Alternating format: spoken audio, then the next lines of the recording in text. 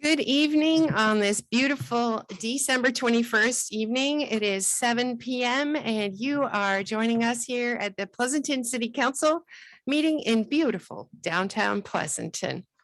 So I'd like to ask all to rise for Pledge of Allegiance and join Council Member Testa. I pledge allegiance to the flag of the United States of America and to the republic for which it stands, one nation, under God, indivisible, with liberty and justice for all.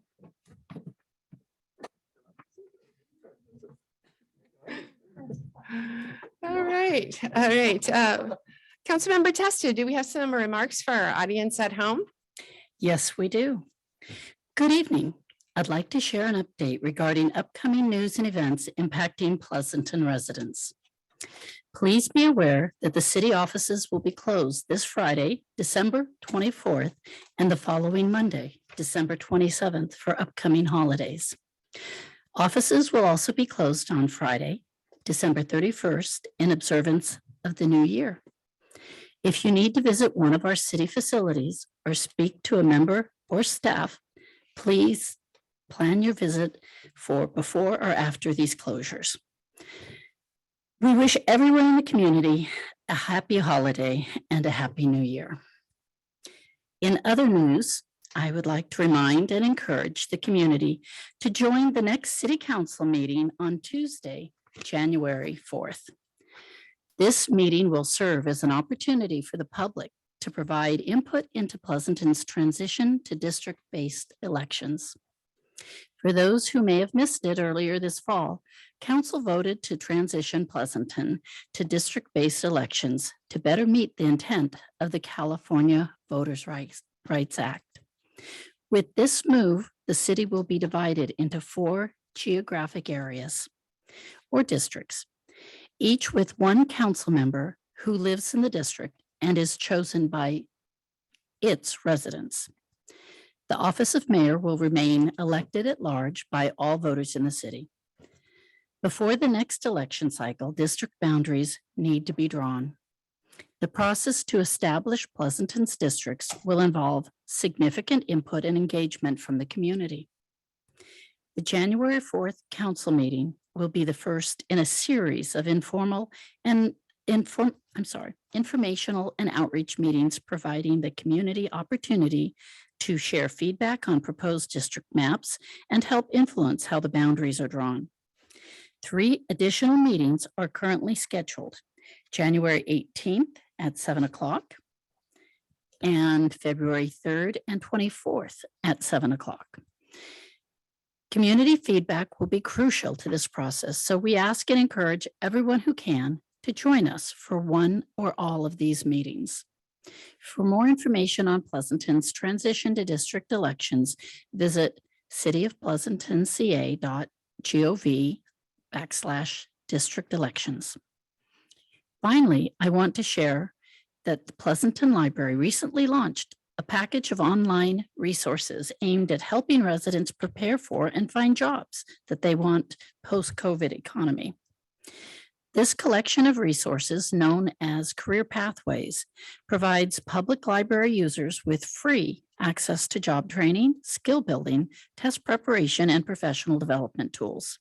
To check out the full list of resources that Career Pathways has available, visit pleasantonlibrary.org. Back to you. All right. Thank you very much.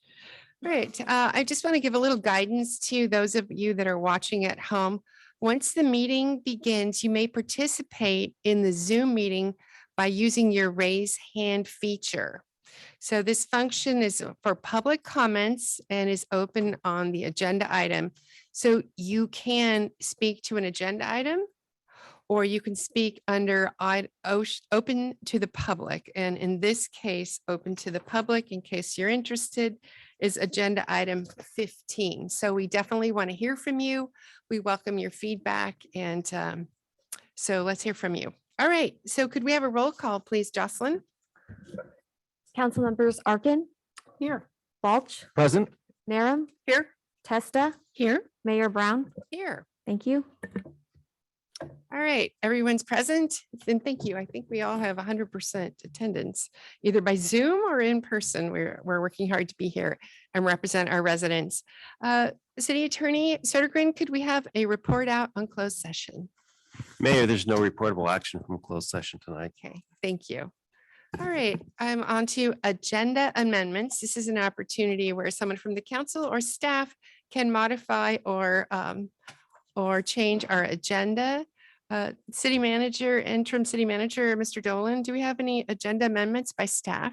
None from staff. Okay, do we have any agenda amendments by council? You do? Okay, Yes, thank you. I would like to pull off the consent calendar. Item number 3 to put on our public hearing and other matters and make that item number 16, the first one on there. okay, normally if we pull, we put them at the end of the evening. But we're certainly going to do our very best to get through the meeting. And so if it's all right, I'm going to put it as 19 unless you have a reason specifically to put it ahead of the other items. I'm requesting it on behalf of some members of the public, and I believe there will be people that want to speak. So I just thought it might be nice to, since it was earlier in the agenda and we're moving it to put All it right. at the. Okay, we will, well, it'll have to be 16 and then everything will slide down. So 16 becomes 17, 17 becomes 18. And if you want to speak and review and approve our long-term downtown parklets, that is now agenda item 19. Okay. All right. Sounds good. Okay. Well, with that, we're going to be talking about the consent calendar. The consent calendar are routine in nature and normally approved by a single vote. Clerk Kwong, do we have anybody from the public that would like to speak on the items on the consent calendar now without item number 3? I have no speaker cards, but if you would like to speak as a member of the audience in Zoom, please raise your hand at this time. We have one request from Jocelyn Combs. Okay, sounds good. Hi there. I was going to speak. Can you hear me? Yes, absolutely. Welcome. Thank you. I'm going to be speaking on item 17, but I also looked at the consent calendar and I think it's item 14 is purchasing police vehicles. And I just thought this was an opportunity to point out something on the climate action plan that we have the opportunity now and in the future when that's adopted to purchase either hybrid or electric vehicles in keeping with our climate action plan. So I just wanted to point that out, that there are things on the consent calendar that I might not consider very strongly, but when I start reading the details, there are things that we can help ourselves achieve our climate action goals as regular business. So I wanted to point that out. Thank you. All right, thank you. And can I expand on that comment? I Oh, would like ca- to- what- Before you do, Right. since you're a comment, do we have anyone else from the public that would like to speak? We have no further requests to speak. Okay, then I'll close the public hearing, bring it back to the council. So we'll do a motion made and seconded and then comments. Or did you want to pull something? Well, I might. I need to ask a question. All right, clarifying number question. Go for it. Ms. Combs brought up the relationship to the climate action plan that is on our agenda tonight. My question is,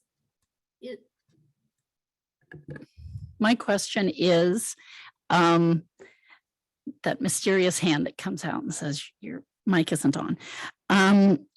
So are these vehicles energy efficient, either hybrid or electric vehicles? They are not. Now, I Googled and I could have, I Googled them and the description of them, and it said that it was a hybrid. And I thought that some of our SUVs, in fact, are hybrid. These absolutely, we're sure they're not, huh? Could we have Director Yurcheck Hi, good evening. With me here is police. Oh, there he is. I knew he was here somewhere. These particular vehicles that we're replacing were specified as unleaded gas vehicles, so not a hybrid model. There are utility interceptors that are patrol vehicles that do come in the hybrid. That's something that we'll be looking towards in the future, following an assessment of all of our fleet on how we can best achieve the climate action plan goals in moving to low emission hybrid type of vehicles. But for this particular purchase, they're not hybrid vehicles. Part of the reason for doing that is the shortage of vehicles right now and the time it's taking to actually manufacture vehicles. We didn't want to miss the window to make the purchase on these particular vehicles right now to interrupt the police fleet. Okay. Do we know that it's absolutely not possible to buy because obviously there is a hybrid. I mean, and man, the description of it, it sounded wonderful. It sounded like it was the best police vehicle available, the fastest, the strongest. There was no downside to it if it's available. Have we really looked at whether that's possible? So we haven't. So that's part of the assessment that we'll do. And Chief can provide some details. They've had the opportunity to actually do some test driving of these particular vehicles. But when we do a specification and to receive quotes, participate in a bid, it's for a very specific vehicle and we can't deviate from that. So the pricing that we received was based off of the specifications of the vehicles that we are recommending for purchase. Okay. Thank you. Did the chief have some input he wanted to share?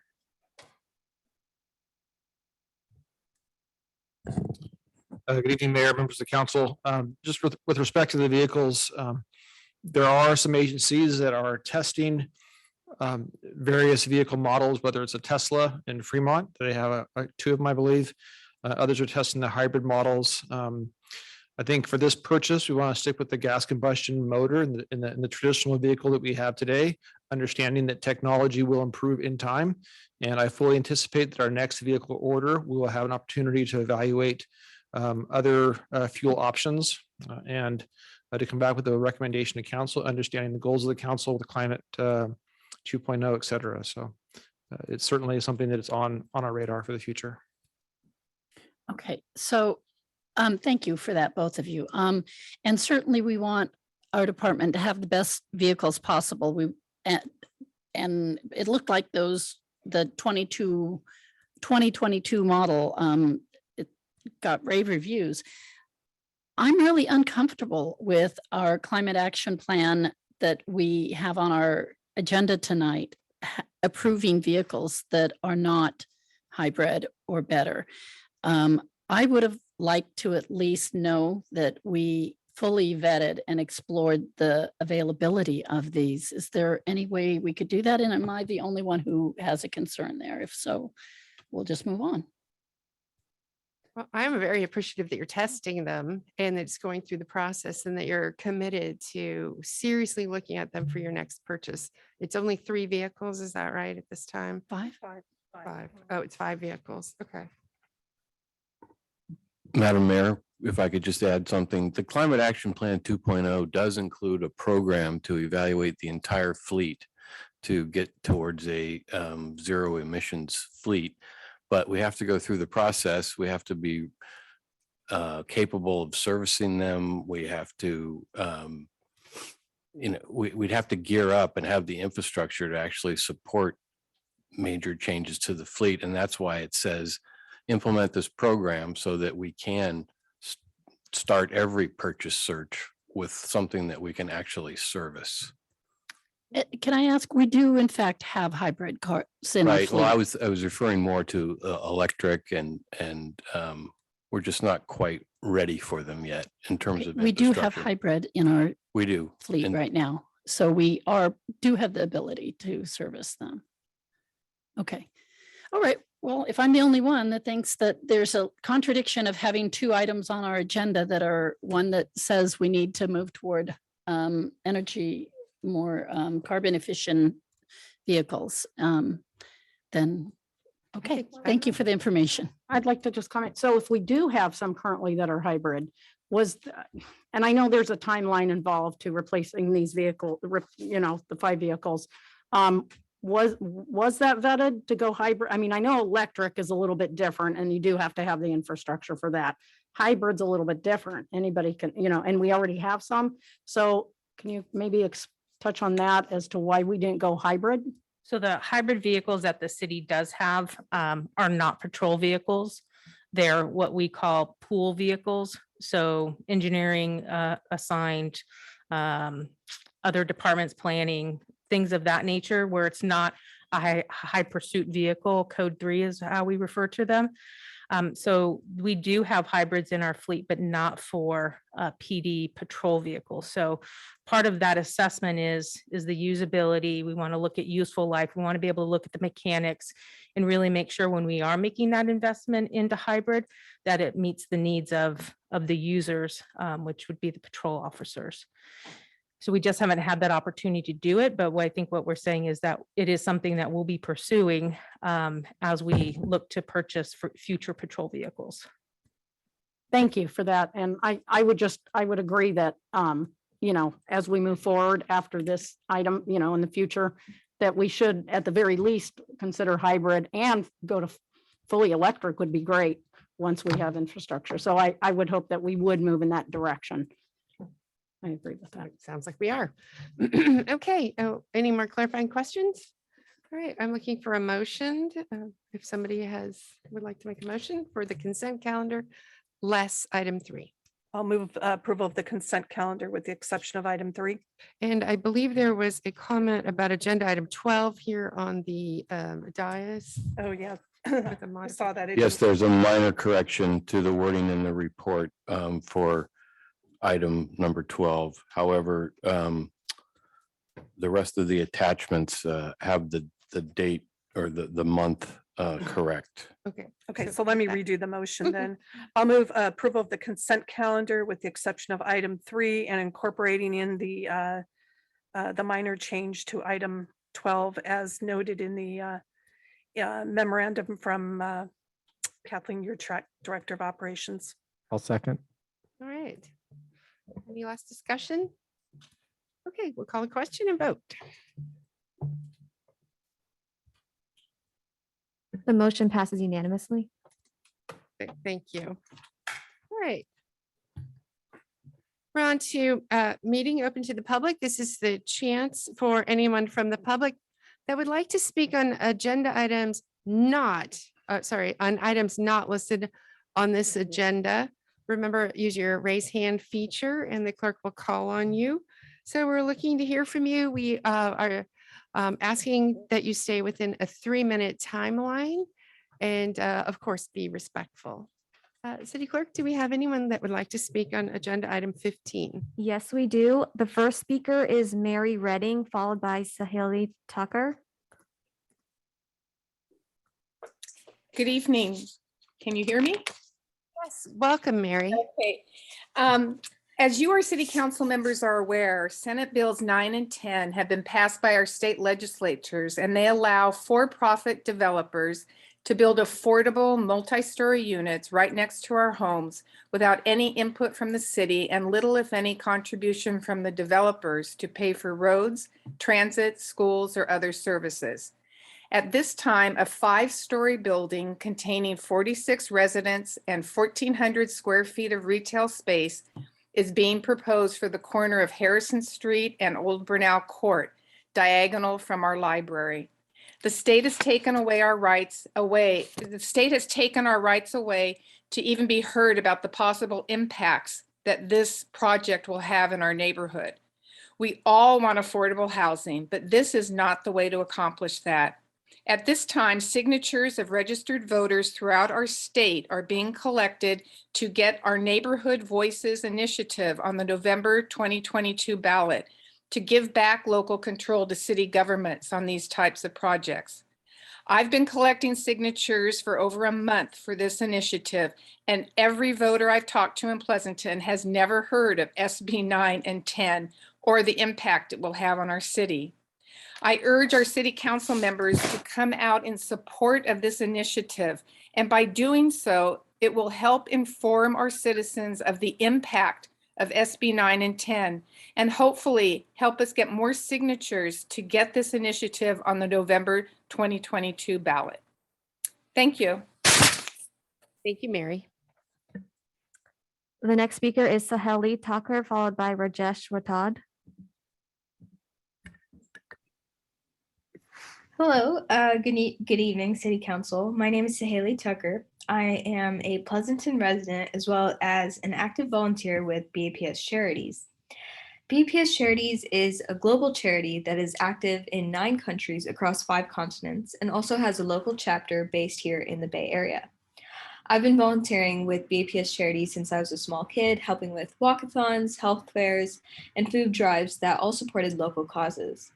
The work I've done with BAPS Charities has helped me learn and grow as an individual, and has instilled in me the value of selfless community service that I hope to carry with me throughout my lifetime.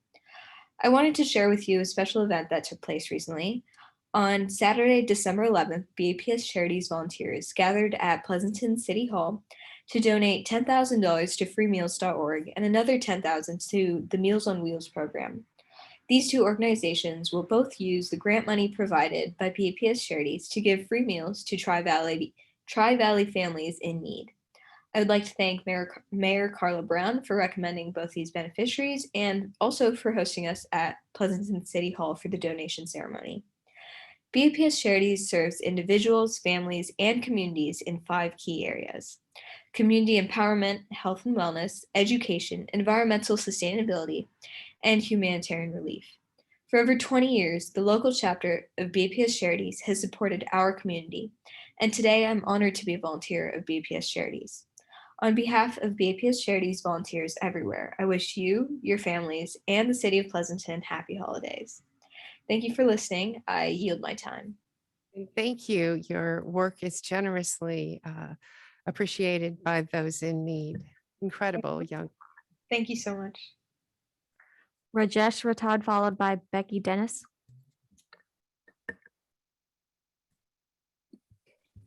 Good evening, Mayor Carla Brown, Vice Mayor Julie Testa, council members, and Pleasanton City officials. Thank you for the opportunity to speak in today's City Council meeting. I'm a resident of Pleasanton and a volunteer of BAPS Charities. Like Saheli mentioned, BAPS Charities is a global charity. In addition to the grant of $20,000 for free meals to the families in Tri-Valley, the local chapter of BAPS Charities had organized free vaccination drives, COVID-19 relief work, and a virtual walkathon this year. In June 2021, BAPS Charities organized a virtual walkathon. It was called In the Joy of Others Walk Run. Over 11,000 registered participants in 73 cities walked, and they logged over 200 million steps, far exceeding our initial goal. From the funds that we raised during this walkathon, we donated $50,000 to Susan Z. Komen to support their mission to eradicate breast cancer. I want to thank Mayor Carla Brown and council members who supported the walkathon event. Mayor Brown was very gracious to not just walk during this event, but also send her video message to encourage all volunteers and participants of this walkathon. In the Bay Area alone, registered participants logged over 24 million steps. The global COVID-19 pandemic has impacted our lives like we could never imagine 2 years ago. We may not find a single family in our social circle whose loved ones were not impacted by this pandemic. Thousands of volunteers from BAPS Charities have been mobilized throughout the United States to assist their local communities, local healthcare workers, hospitals, police, fire, senior citizens, and children. They have donated over 175,000 personal protective equipment, 90,000 meals and food packets, and more than $200,000 in financial assistance. The beneficiaries also include many hospitals, food pantries, school districts, and other frontline workers in the Bay Area. Today, I would like to take this opportunity to thank all the frontline workers, government officials, and volunteers from the city of Pleasanton for their service and sacrifice. Wish you all a happy holidays. Thank you. I yield my time. Thank you, Rajesh, and thank you for your generous donations to freemeals.org as well as the Meals on Wheels program. And 50 million for Susan G. Komen. Breast cancer is, sadly, it is in my family, and it is something that's very near and dear to me. So thank you for your generous support, and thank you, BPS Charities. Your work is of extreme value to all of us. So happy holidays, but most of all, with great appreciation. Thank you. Okay, thank you very much. But I believe that was our last speaker. I think I misspoke with our previous Okay. name. Thank you. Okay, she wants another agenda item. All right, with that, I will close the public hearing. Thank you very much for those who called in. And we're going to move on to agenda item 16, which was formerly agenda item 3. This is the second reading for multifamily smoking ordinance or non-smoking ordinance. And so as requested, we'll have a presentation. Thank you. Yeah, that's okay. So staff doesn't have a formal presentation. We're just returning with the second reading and the adoption of the ordinance that was discussed at your last meeting with regard to smoking restrictions for multifamily attached housing that's either owner occupied or leased for 3 or more units. And so some of the changes that were adopted are outlined in the memo before you, and staff is ready for any discussion that you have if you wanted more discussion, more information, or more changes. In the interim period, we have received comments and questions from members of the public, and we've responded to, and the council's been copied on all of those. So that's the information for you tonight, but staff is able to assist you in anything that you want to do with the ordinance as it was introduced. Thank you. Okay, if you stay right there, would you like to open the public hearing and then ask clarifying questions or? All right. Okay, so I'd like to open the public hearing on this agenda item. And do we have anyone that would like to speak on former agenda item 3? Yes, we do. The first speaker is Gregory Rawls, followed by David Stark. Okay, thank you.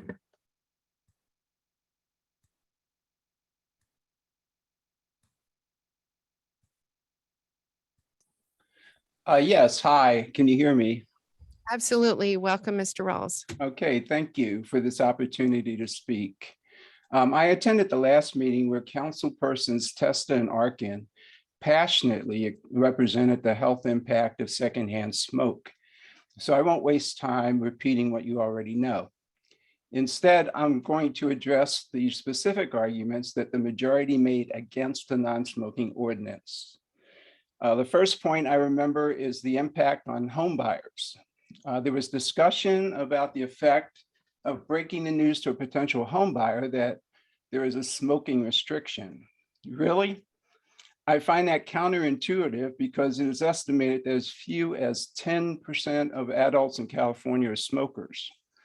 Of that 10%, 7 out of 10 state that they would attempt to stop smoking over the next 6 months. So that number of 10% will be going down.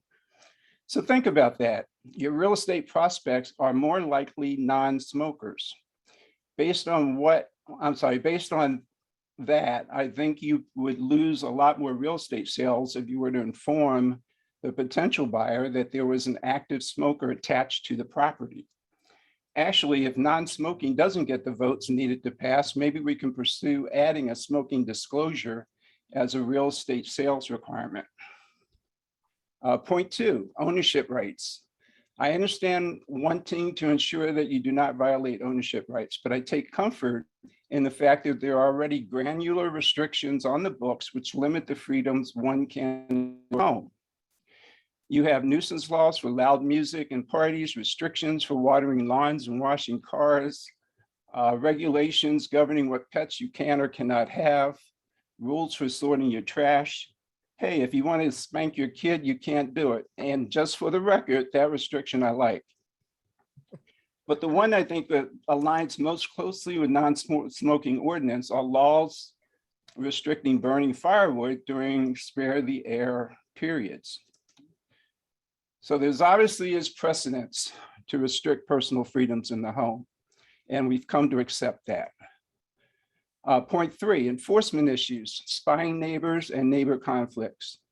These cannot be considered insurmountable issues, and none were so complicated as to discourage the spare the air implementation, nor ironically prevent smoking restrictions for Pleasanton apartment communities. So how can you argue that enforcement, spying, or neighbor conflicts would be more of a problem in condos and townhomes than in Pleasanton apartments? And lastly, point 4, there are building code provisions for mitigating secondhand smoke in condos and townhouses. Do these codes really exist? And if they do exist, they certainly had no effect on previously built units. Thank you. I've seen my time has run out. All right. Thank you for your opinions. We greatly appreciate you calling in and sharing. The next speaker is David Stark, followed by Afshin Zand.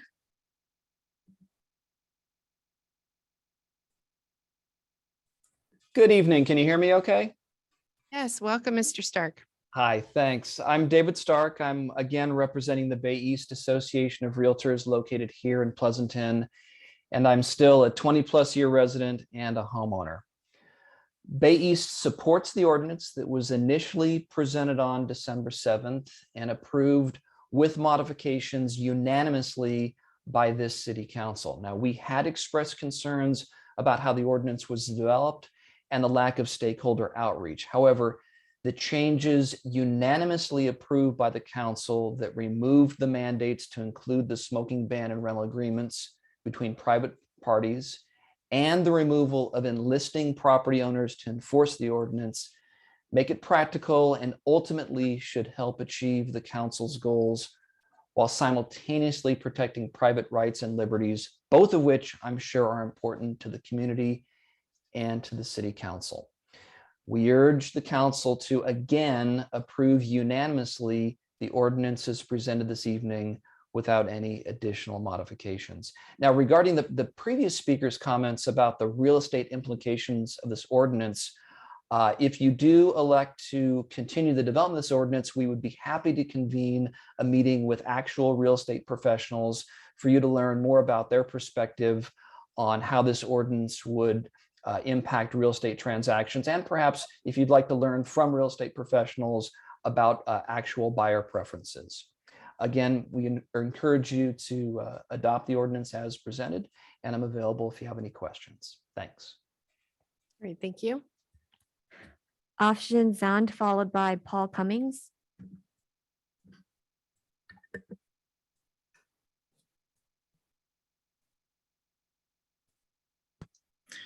This is Afshin Zand. Can you hear me? Yes, welcome to our council meeting. Thank you. I take it this is just audio and there's no video associated. Is that correct? That is correct. Unfortunately, yes. Okay. Well, firstly, I'd like to thank the council members and Mayor Brown for keeping Pleasanton the great city that it is. After having lived here 20 years and having gone and checked out various other towns around the Bay Area, we have always come back to Pleasanton for the well-rounded city that it is. I'd like to say that with due respect to the prior speaker representing the realtors, he would need to also advocate the rights of non-smoking property owners, not just the smokers who own property. And when, therefore, we here, and I'm calling from the Laguna Vista neighborhood with about 1,000 residents and a petition of 30 of us that you have seen, when we hear that a Realtors Association is advocating the rights of smoking property owners and not the non-smoking, and we know the ratio there, it sounds disingenuous to us. If anything, according to our Bill of Rights, those rights ought to be argued equally. To go on to several other points as time may allow that were discussed at the last meeting, probably the most important one that was a point of dispute was property rights. Well, the property rights for condos do exist, but they end at the walls. The condos are defined by the Davis-Sterling Act as to what is within the walls. And they do not have the right to contaminate what lies beyond those walls. The courts have come down on the side of government's duty to protect public health, especially at the present with the COVID pandemic. And therefore, we here urge the council to enact the ordinance with the appendix that was presented by Attorney Cito that would ban indoor smoking, because that causes, according to the US government, secondhand smoke causes 40,000 deaths among adults alone. Now, that's not counting all the people who get sick, who have not died yet. It's not counting the poor children. And we add all of those up, it comes to more than 300,000 people a year. So we ask you, therefore, during this emergency to protect the public's health. As for enforcement, the law is exactly the same as it is for apartments, as it is for condos. As was mentioned by, and I don't see my time counter here,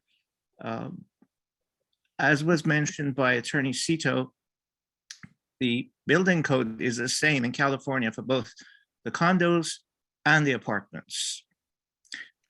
Mr. Zand, if you could wrap up, your time That's it. ran out. That's why you don't see Okay, it. I'm sorry.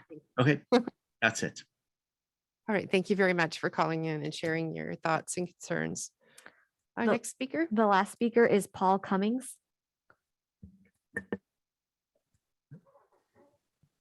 Good evening. My name is Paul Cummings, and I work for Alameda County Public Health Department as the Tobacco Control Program Director. And wanted to thank you for, having this discussion again.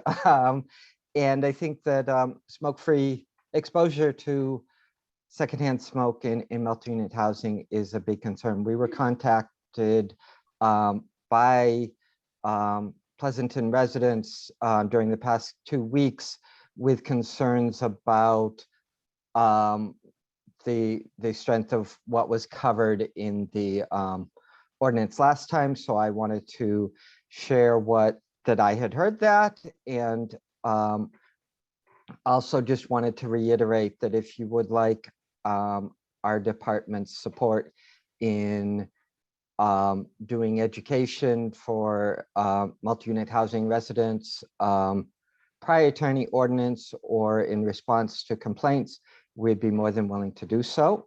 And thank you for your discussion of the health of Pleasanton residents. Thank you. Thank you, Mr. Cummings. That was our last speaker. All right, I'll close the public hearing on this agenda item. This is the second reading. And bring it back to the council. Okay, I'll go. All right. There we go. All right. Well, since Larissa, you're there, I will start with one of the comments was Davis-Sterling Act. Can you answer for us, are we in compliance with the Davis-Sterling Act? The Davis-Sterling Act governs private property. So whether it's a condominium complex or it's a single family housing with common property they own. So Mr. Zahn's email about airspace applies to issues such as condominiums, and people own the airspace within their condominium unit. But there's different rules with regard to townhomes and duplexes and triplexes and fourplexes and, triplexes and fourplexes and other types of units that would be covered by this ordinance. So his comment that he believes that air from other units impacts airs within other units, is his comment, but it's not something that's regulated by Davis Sterling in terms of, excuse me, airspace is what is owned by the property owner in a condominium, and that the walls are commonly owned and commonly maintained. So that's what Davis Sterling regulates, not this kinds of activity. Okay, so are we in compliance? You said that there are other laws that would regulate townhouses versus Davis Sterling for condominium.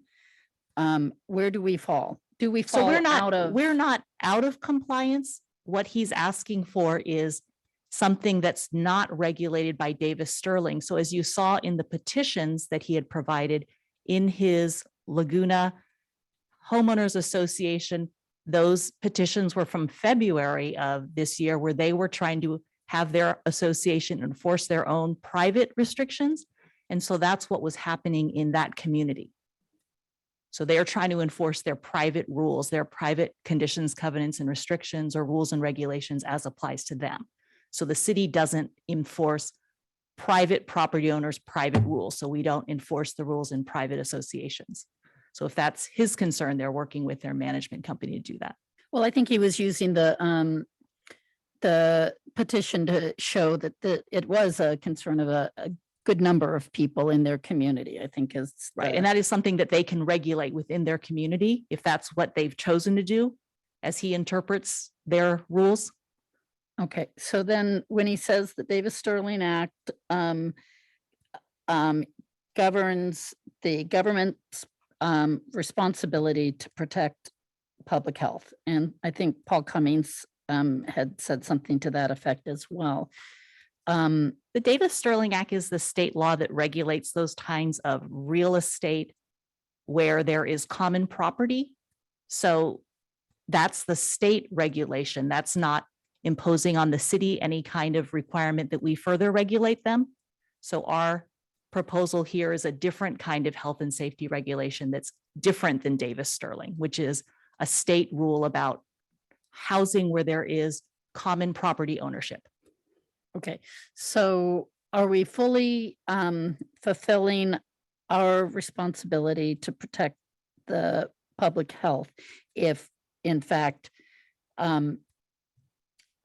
secondhand smoke is intruding on other people's living space? Well, that's the policy decision for the council about what you think is the public health interest. There's not a requirement either under state law or under Davis Sterling. This is, as you've seen from the chart we provided last time, every community takes a different approach. So it's the decision for the council as the policymakers to decide what is the approach in this community. Okay, well, thank you for that. Thank you. I want to ask a follow-up question that I think it might have been Greg Rawls that asked about the difference, and maybe two speakers asked, and if you can answer it, great. If not, we might need to ask Ellen or Brian. It was said that there are different building codes for rental units versus privately owned units. Do we know what?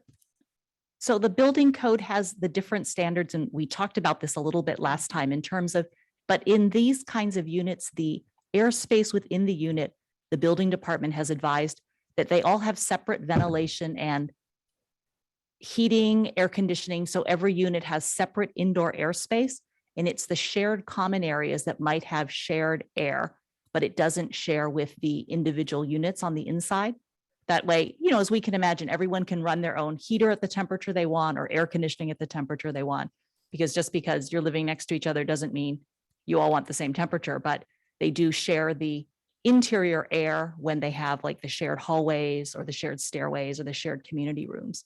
Okay, so rental and owners would still have separate ability to run their air and heat. So I am still confused on why there Yes, was they would. a difference between the two.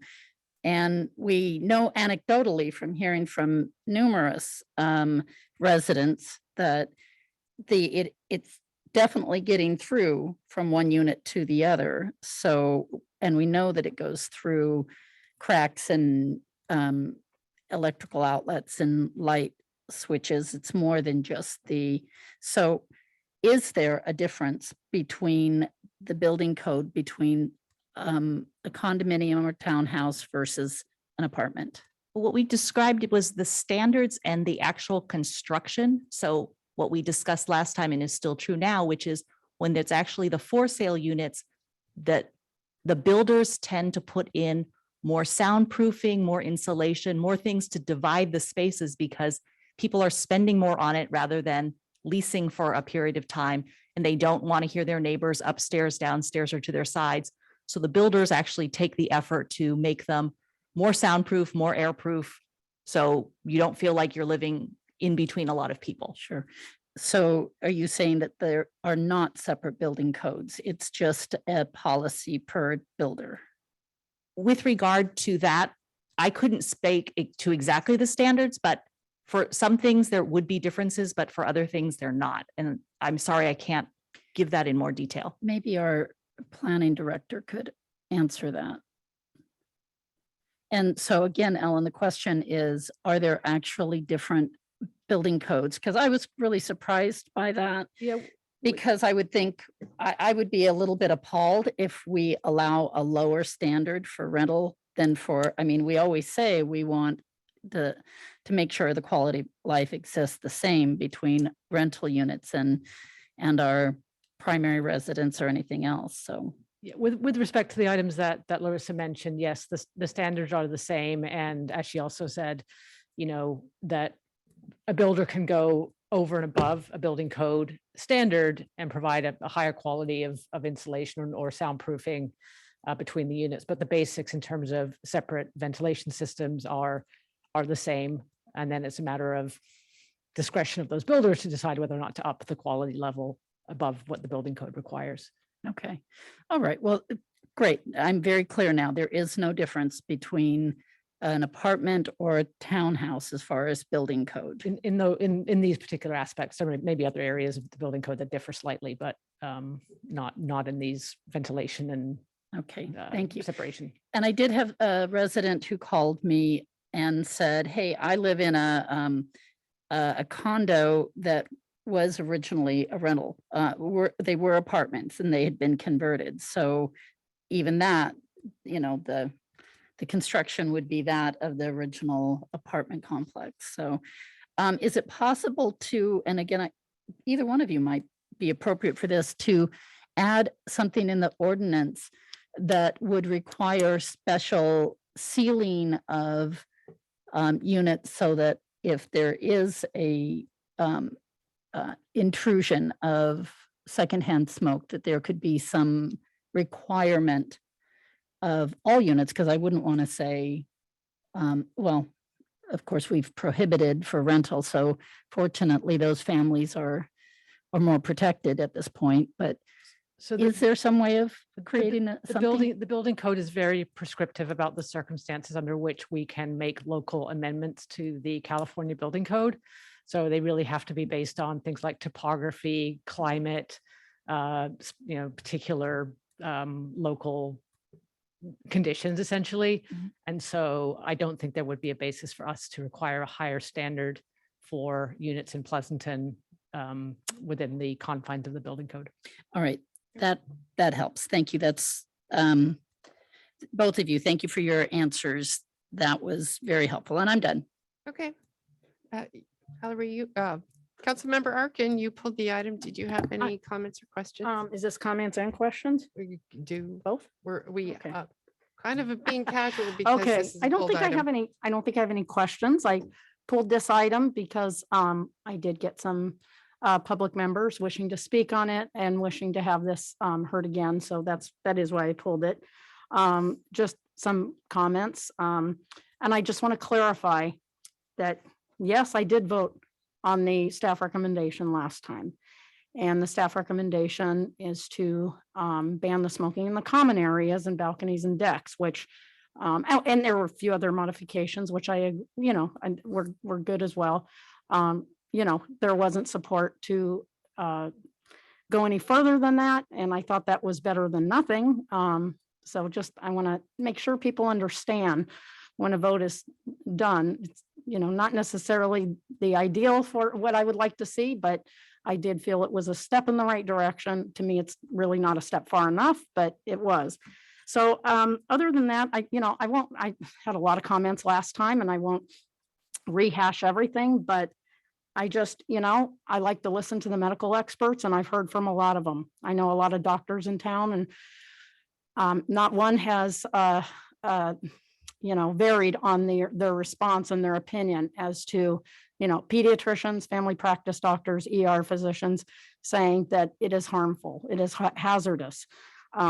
Secondhand smoke does a lot of damage. And I think we all know that there's scientific data to support that. So you can't really argue with that. The health impacts are, and it's a carcinogen. So it's concerning. And, there are COVID impacts as well. And I don't know if a lot of people understand that on how it makes us more susceptible as well. I will make it was brought up and I think we touched on it last time about the property rights. And of course, I think we all know about that. And, but I think one of the speakers kind of drove that point home. What about the property rights of the non-smokers and that are forced to inhale pollutants and carcinogens? I think that's where we have to look at, kind of look at that and protect the health of our residents. So that I'll leave it at that. I do have a question and process standpoint of, since this is a second reading on how does that work with if a modification wanted to be made, does that have to come back again? Or if that were to pass, would we Then we would come back again, yes, for another second reading Okay. and adoption. Okay, that would be a motion made though, and a majority would have to support that, correct? That's correct. Okay. So, I would like to make that motion then.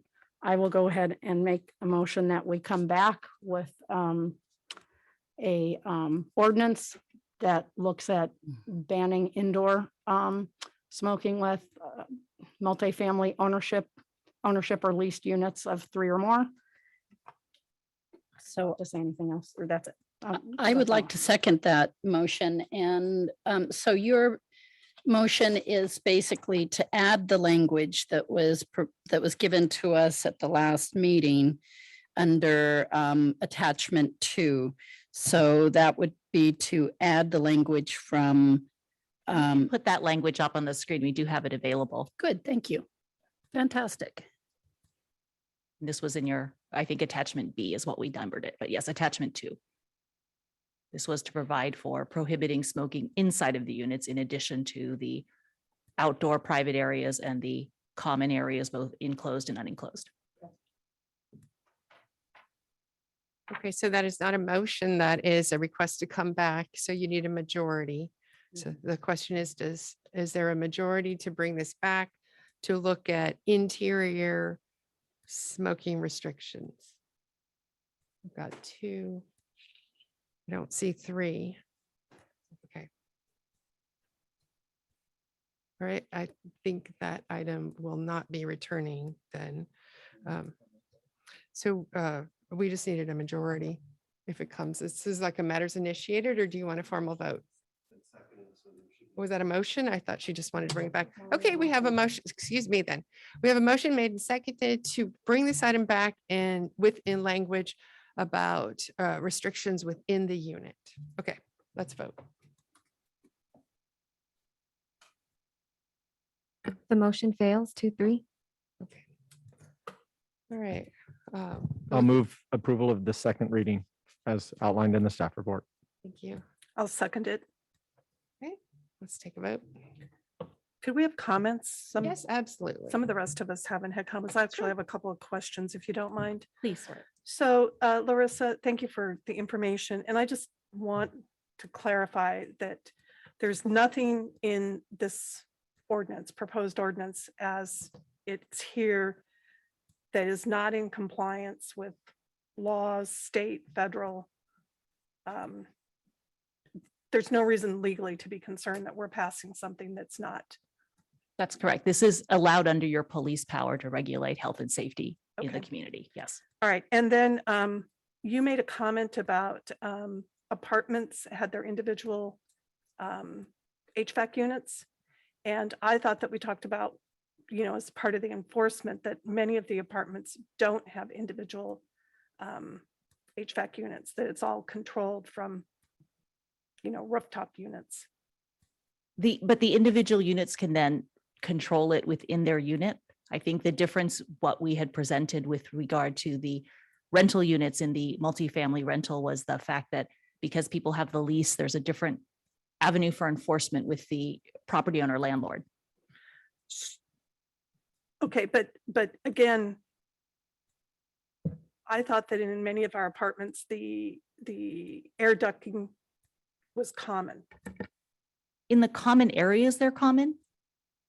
Okay, I'm not asking the question right, but I wonder if sorry, just a Go ahead. clarification. I wondered if some of the older apartments have common HVAC systems, like those that were built, not current, but built in the 60s, for example. Potentially they do, and I really couldn't give you the history of those The old provisions in the one building code. boiler kind of right, thing. right. Well, and that's why they don't have individual Right. electric bills. They, they either divide them up or they, it's included in the rent. And then can we go back to the enforcement, the difference in enforcement between the apartments, the rental apartments, and the owner occupied units? Could you again explain Sure. So why we can ban it within an apartment and enforce it, but with the owner occupied, the banning it, the enforcement becomes a challenge? definitely. So when we consulted with the police department and the code enforcement staff, they advised that for these kinds of ownership units, whether they're occupied by the owner or occupied by a tenant, the challenge is when someone calls to complain that they are smelling smoke and they think it's coming from the next door unit, the time it takes staff to respond, knock on the door, by the time the person answers, the person might not be smoking anymore. You might not know where the smoke smell is coming from. So the enforcement of inside is very difficult. And that's why we had recommended that it be for the common areas, interior, exterior common areas, and for the outdoor private areas where it's more likely to be seen, the actual, because if someone opens the door and even if you open the door and you did smell smoke, you wouldn't know who inside that room had been smoking. And so you don't just issue a citation. While someone did comment, one of the speakers talked about the spare the air burn days. That citation is issued for the building where the smoke is coming out from if someone isn't following the no smoking rules for the chimneys, whereas this situation would be issued to the person who's violating the smoking rule. So that would be one of the situations. And then in the apartment situation, as we've discussed, because there are managers, property managers, and many of our larger complexes have on-site property managers, it's much easier for them to respond themselves and bring enforcement action based on the lease terms. And that's what makes it effective to have the property managers in rental apartments acting as the first arm of enforcement to make sure that provision is in the lease and that they are following up with violations. Okay, all right. That's all my questions. Thank Okay. you. Did you have questions or comments? You did not have an opportunity. Okay. Sure. Just to clarify on what you just said, law enforcement trying to enforce such an ordinance, I mean, whether it's an apartment or a condo, that type of enforcement is basically the same, correct? I mean, an officer could go to a condo and, yeah, if you don't catch the person in the act, but that's the same with an apartment as well, correct? For when we're responding, when our officer or code enforcement responds, but in the rental apartment situation, because there's on-site managers typically, there's a different sort of level of enforcement privately by the apartment manager or the management company. And that's what's been very effective. Okay, but just from a law enforcement standpoint, it's essentially the same. Yes. Okay, thank you. Okay, all right. We all know secondhand smoke is not healthy. If somebody's smoking in a house, I'm going to leave. I know that children are subjected to secondhand smoke, and that is the responsibility of their parents. And of course, us as adults to do everything we can to protect them. But I'm not ready to mandate what happens inside somebody's unit.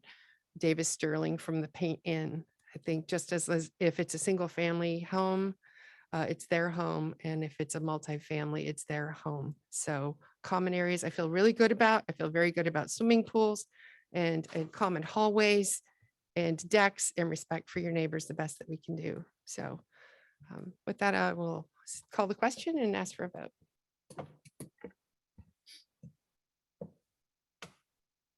The motion passes 4-1. Did you mean to vote? I know I meant to vote. Could you ask the vote again, please? Yes. I'm sorry. The motion passes 5-0. Sorry. All Thank the you. people I was going to expect a no vote from it wasn't you. Yeah. The person who made the second on the motion. Okay. All right. Thank you. Okay. We're on to ratifying the calendar. And for those of you at home, you may not know, but City Council has many responsibilities in addition to the twice a month City Council meetings that we have here today and being fully prepared for these meetings.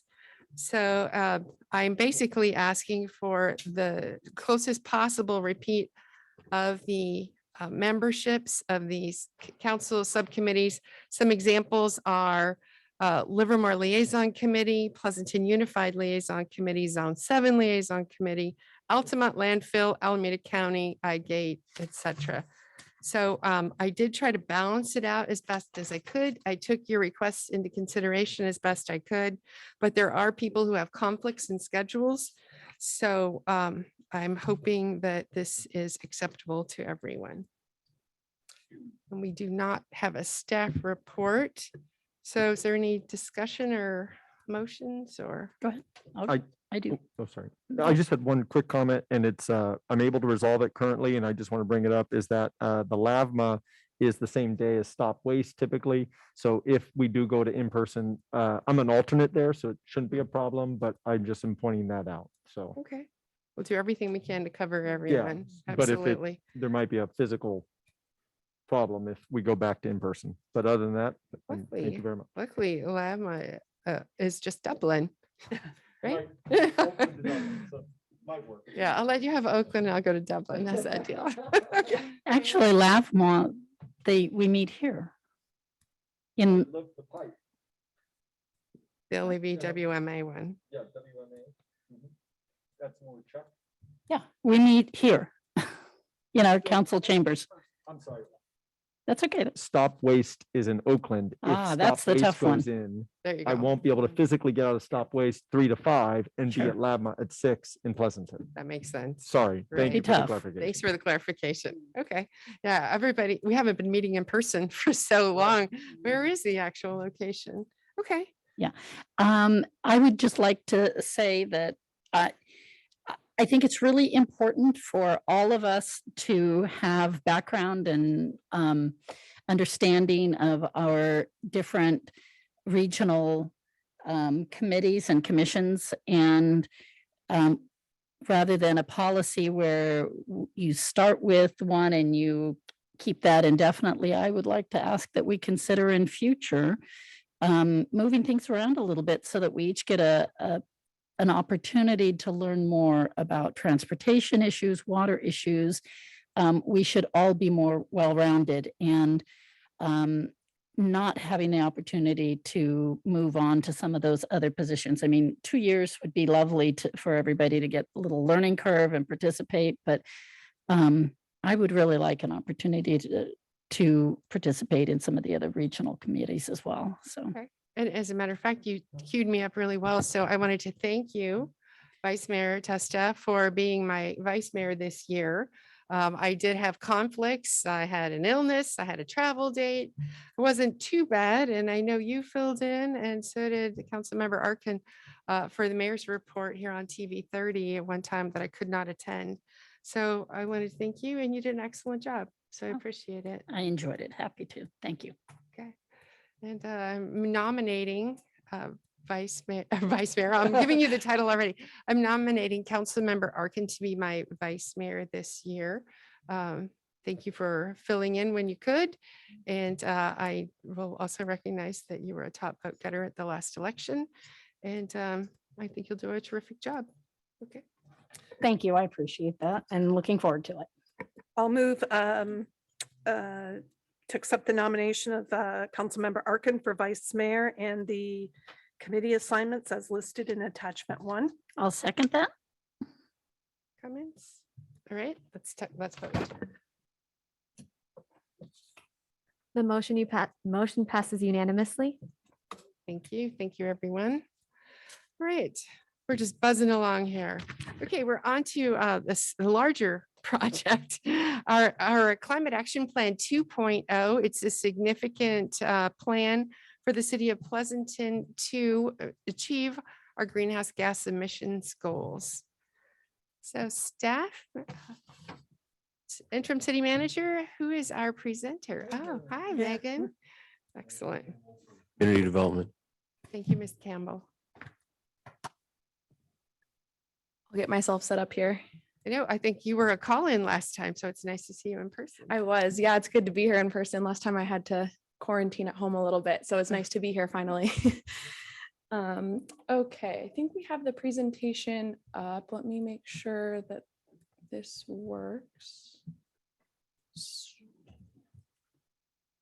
Oh, it responded just a little slowly. Okay, so we're here. Good evening, Mayor and City Council. It's been almost 2 months since we last talked about the Climate Action Plan. And since then, staff has been working away to draft an actual Climate Action Plan for your review. And it's implemented all of the direction and work done to date. So the draft cap has been in circulation for review with the public for about a month, and today marks the last day of that public review period. And so today we're presenting the draft cap 2.0 and the accompanying CEQA documentation in order to have an opportunity to continue to hear public comment, have initial review by the City Council, and receive any initial feedback on that draft before we finalize it. And so at a high level, I'll sort of go through the background and what we've done to date, and that's for the benefit of anybody listening on the call as well, and then into the draft cap, and then I'll turn it over for discussion. So I will see if this responds. There we go. So as you know, the first Climate Action Plan cap was adopted in 2012. And the cap is essentially the roadmap of local policies to reduce emissions and really set the environmental policy framework for the city. And the first cap has a horizon year of about 2020. So the policies in there went out through about 2020. And so updating the cap has been a City Council priority. So some initial objectives of the cap 2.0, the cap update, were to respond to state, regional, and local regulations that have changed since 2012 when that first cap was adopted, to reduce Pleasanton's greenhouse gas emissions, enhance local environmental sustainability and improve resilience, create a plan that's evidence-based, actionable, achievable, and really is realistic and implementable for the city. And then additionally, to create a qualified cap under CEQA that complies with current regulations, and I can get into that a little bit later in the presentation, and then to shorten, simplify, and improve the aesthetics of the existing cap.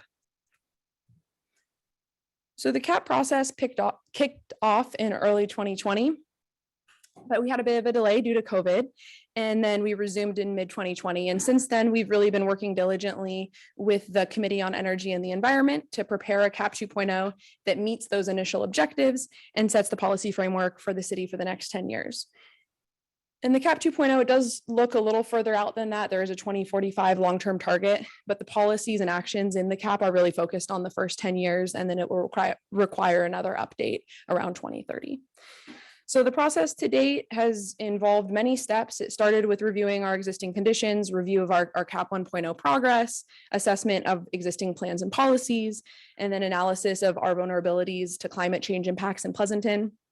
And then from there, we went into target setting, which was really all about looking at state regulations, evaluating our emissions today in Pleasanton. And I have a little graph here. I don't know if you can see that, but showing what those emissions are. So as a reminder, a big chunk of our emissions is from transportation, 64%. And then the next largest chunk coming from energy use in buildings. And then from there, let's see if this will respond. Oh, one too far. There we go. We forecasted out future emissions. And so that was a couple steps in that. First, you just start by looking at the population and job growth anticipated. And then from there, it's adjusted. Let's see, sorry, the slide is not cooperating. There, it's back. So that's the top line. And then the next line down adjusts that forecast based on, it takes into account other regulations that are in place, like building code that would affect our emissions, even if we take no action locally in Pleasanton. And then we adjust again for additional existing actions that we're already taking. So like SB 1383 implementation. And then from there, looks like the computer is moving a little slower than me talking. So we'll give it a second. I'll breathe and then we'll keep going. But the next slide is going to show what our targets are, which if I talk slowly enough, maybe it'll come up. In 2045 is basically carbon neutrality per capita by 2045. And then we sort of have a linear line that comes back to today. And that puts us at about 4.1 metric tons of carbon dioxide equivalent per capita in 2030.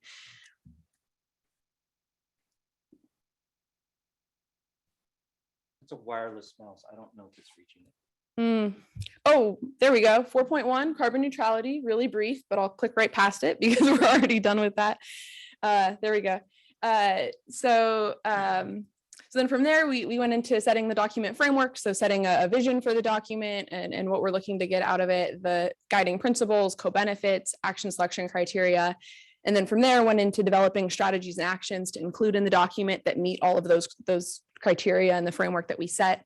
And that included a list of over 150 actions that we looked at. And then we qualitatively evaluated those, reduced it a little bit, and then quantitatively evaluated them and reduced it even more.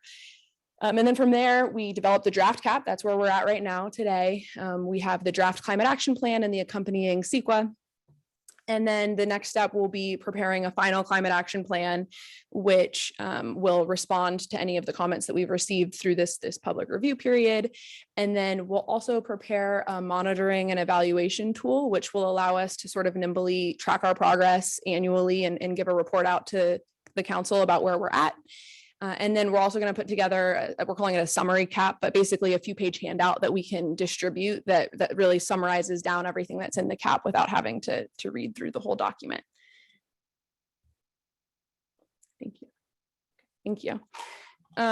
So the draft document, as I mentioned, should include everything from this public process that we've had to date. And through this public process, at each of those steps, we did have a lot of outreach along the way. We talked about that at the last city council meeting.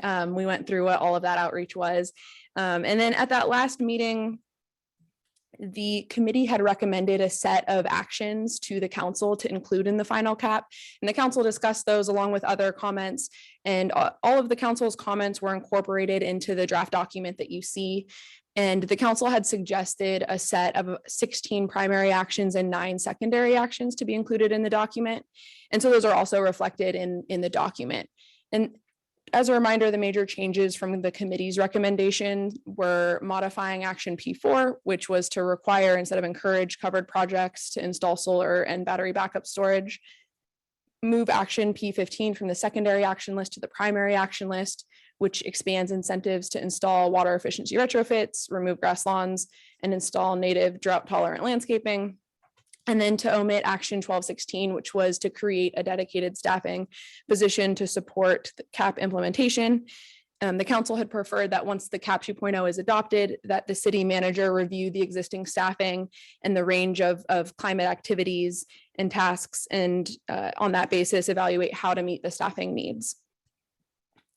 So with all of that input and direction, we put together the draft document, and it should reflect all of the outreach to date, but the intent of this current public comment period is to ensure the document accurately represents everything that we've talked about through the last 1.5 years, 2 years, continue to implement community input, confirm that the document achieves those initial CAP 2.0 objectives, and allow an opportunity for any refinements to the draft document. So the committee actually reviewed the draft document on December 15th and provided some discussion, and they had a lot of discussion around VMTs, water, household carbon footprint, the green purchasing policy, education, and solar, among other items. There was also conversation around implementation, grant money, and those staffing needs. And then when when secondary actions could be started. And ultimately, they had some minor edits, but no major direction changes in the draft document that you see before you. So the draft document, it includes 4 sections. There's section 1, which is the introduction, and that really introduces the CAP 2.0. It describes our CAP 1.0 progress, the public process, and it details the state and regional context, so the different legislation that exists. There's section 2, which is climate vulnerability and GHG emissions. And that section articulates our current emissions, our vulnerability to climate change, and it outlines our GHG emission reduction targets. And then section 3 is called climate solutions, but that's really where the main policy focus is. So that outlines our strategies and actions to reduce our GHGs locally and comply with state emission reduction targets. And then section 4 is implementation, and that includes implementation and monitoring plan. It identifies partners, resources, and a monitoring protocol. It also outlines staffing, costs, equity considerations, and phasing of the actions over the next 10 years. So the actions and strategies included in the draft document are across six sectors as follows: buildings and energy, transportation and land use, materials and consumption, natural systems, water and wastewater, and community resilience and well-being. And the CAP includes 16 primary actions as recommended by the committee and adjusted by the council, as I mentioned. And these actions are suggested to be implemented and phased over the next 10 years. And then it also includes 9 secondary actions, again, as recommended by the committee and adjusted by the council. And these actions are suggested to be implemented as opportunities arise. So that might be staff time, resources, partnerships, grant opportunities, things like that. But including them in the CAP, keeping them on the radar allows the city to take them on if an opportunity does come up to take them on.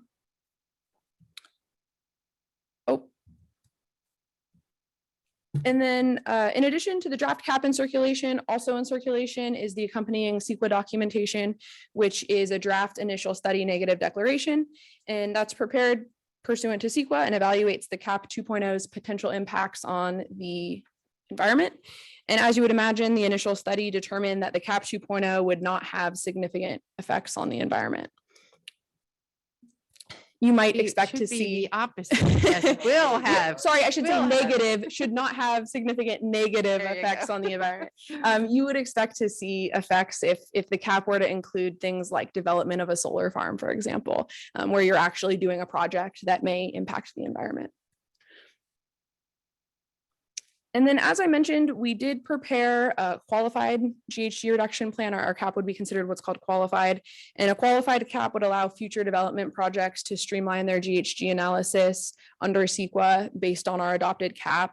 In order to do that, the projects would need to comply with our CAP. And so projects compliance would be crucial for us to hit our goals and our targets. And if this will, and how do I use this one? Just this button? Okay, that one works.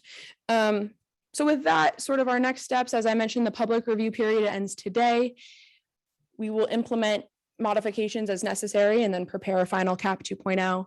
And then we'll go ahead and prepare the monitoring and evaluation tool that I mentioned in the summary CAP. And then hopefully we'll have a final CAP ready for review by the committee in late January and then considered for adoption by the council in February. So that is all I've got for you. All right. Well, that's a lot. Thank Yes. you. Thank you, Megan. So what staff is looking for is city council review and draft of the initial study and neg deck and initial feedback on the draft documents and any suggested revisions to be incorporated into the CAP. And finally, it will be brought back one more time in next year in early 2022. Yes. So if it's all right with the council, I'd like to open the public feedback, hear from the public, and then bring it back for comments since we don't have a motion. Everybody agree? And I'm seeing lots of head nods. So with that, thank you very much, Megan. Please stay right there. And so Jocelyn, do we have anybody from the public that would like to speak? Yes, we do. And for members on Zoom, if you could please raise your hand at this time if you would like to speak, that would be great. The first speaker is Becky Dennis followed by Jocelyn Combs. Good evening. Can you hear me Good. okay? Absolutely. Welcome. Welcome. Well, it's been a pleasure to work with staff and the Committee on Energy and the Environment and the Planning Commission on this important policy document. I sent you a lot of stuff. I guess Councilmember Testa had trouble opening it. I don't know if you read through my letter, but I have a couple of areas that I think could be modified to a good effect. The first is in the natural systems. The definition of urban forest, I think, could be expanded a bit to take into account the native vegetation that we have here. It's not all trees, and it supports carbon, our native carbon life forms, so they sequester carbon as well. So I would encourage the expansion of that. And I passed on to staff many of my ideas for how those could generate mulch and all kinds of things that we need. The other thing is that on transportation and land use, there's a lot of transportation and there are no programs linking transportation improvements to land use. And our biggest problem in Pleasanton with emissions and that big 64% transportation hunk of the pie chart is that we are not able to get our workforce into Pleasanton to live here. So all of the things we're planning on transportation is really only going to serve today maybe 5% of our residents because others, they don't work in Pleasanton. So I've been thinking really hard about this. In addition to building affordable housing, which I advocate for, I think that there are many other companies that also have carbon neutrality pledges, and they can't be carbon neutral unless their employees live closer as well. So I would suggest adding some kind of an employer-assisted housing program to the CAP, just so that we can say we are addressing this major concern that we have. The other thing is that I would really encourage the council to look at having stringent emissions requirements for all new development that you consider. I don't think that would be unexpected on the part of the residential and commercial development community. And I think that that's that also puts land use into the mix where it is not now. So that pretty much covers it. I'm available for questions, but I encourage you to be bold. I think the committees and the commissions that have reviewed this document would definitely welcome any enhancements that you wanted to make to the CAP that made it more rigorous. So I thank you very much for your attention. All right. Thank you for calling in. Great points. Next speaker. Our last speaker is Jocelyn Combs. Good evening, Mayor and council members. First of all, before my comments, I want to thank whoever is translating the items on the agenda to PDFs. It is so much more readable than whatever program you all had before. And I'm hoping you move that to the consent calendar items as well. I support Becky's comments. I think they're great. I think they'll go a long way to helping us achieve our goals. And I also want to thank Becky Hopkins and Megan Campbell. They've done a fabulous job ushering this through for the last 2 years. And also the Energy and Environment Committee. They're engaged, thoughtful, energetic, and they're ready to start working on implementation. So I'd like to focus on implementation. I'm really tickled that the revised plan states that the city will implement every single element. There are no more mights, coulds, or hopes. That's really good news. I also would like to keep recommending that this project have a full-time project manager. And that was my role in the past with some projects I worked on. I was the interjurisdictional quarterback between the cities of Oakland and San Leandro to work on joint projects. And I had to work with every department in each of those 2 cities to make that happen. So I know what's involved in this. And I think the city would be well served to have a single point person on this. With all of your new or continuing boards and commissions, just a reminder that all of those folks are partners and people that we can learn things from to enhance our climate action plan. So please keep your ears open as you go to those meetings. And last, the funding portion of this. Grants, grants, grants. OPM, other people's money. It's going to be so important in achieving this. And I know in the past that Pleasanton has missed opportunities for grants, and I'm not sure, that's anecdotal. I'm not sure what that's about, but if there's any way that process can be streamlined, I know many of the grants have to have council approval, but I know my experience is sometimes waiting a month or 3 weeks is the difference between going to a council meeting to get it approved. It's the difference between being able to apply for a grant and not. So if there's any way that we can, well, and also having a grant writer, of course, is critical, and that person could be the project manager. But seeing that we do look out for this funding because it is starting to come, it's going to be like a fire hose. And if we can grab that before other cities do, it will be to our benefit. Thank you again. All right, thank you. I think we've unanimously approved any grant applications, but they don't come here very often. I agree. Very good point. All right. Last speaker, I assume. Okay, with that, I'll close the public hearing, bring it to the council for feedback to staff. Anybody like to start? Councilmember Narum? Thank you. I have a couple of questions. Megan, well, first off, nice job. A lot of work by a lot of people. I didn't see, and I admit I may have missed it, anything about a plug, new residential construction for electrical vehicles. My understanding in many cases, adding those retro can be thousands of dollars. Yes. I'm finding it for you. Give me just a second. Is it in here? It is. Okay, as long as you can tell me it's in here, I'm good. It's in here. Okay, thank you. If I may, can I ask it on that? The one Sure. I saw was for, We saw it for commercial. yeah, or multifamily. Is that what your question is? No, mine's on single residential. Family.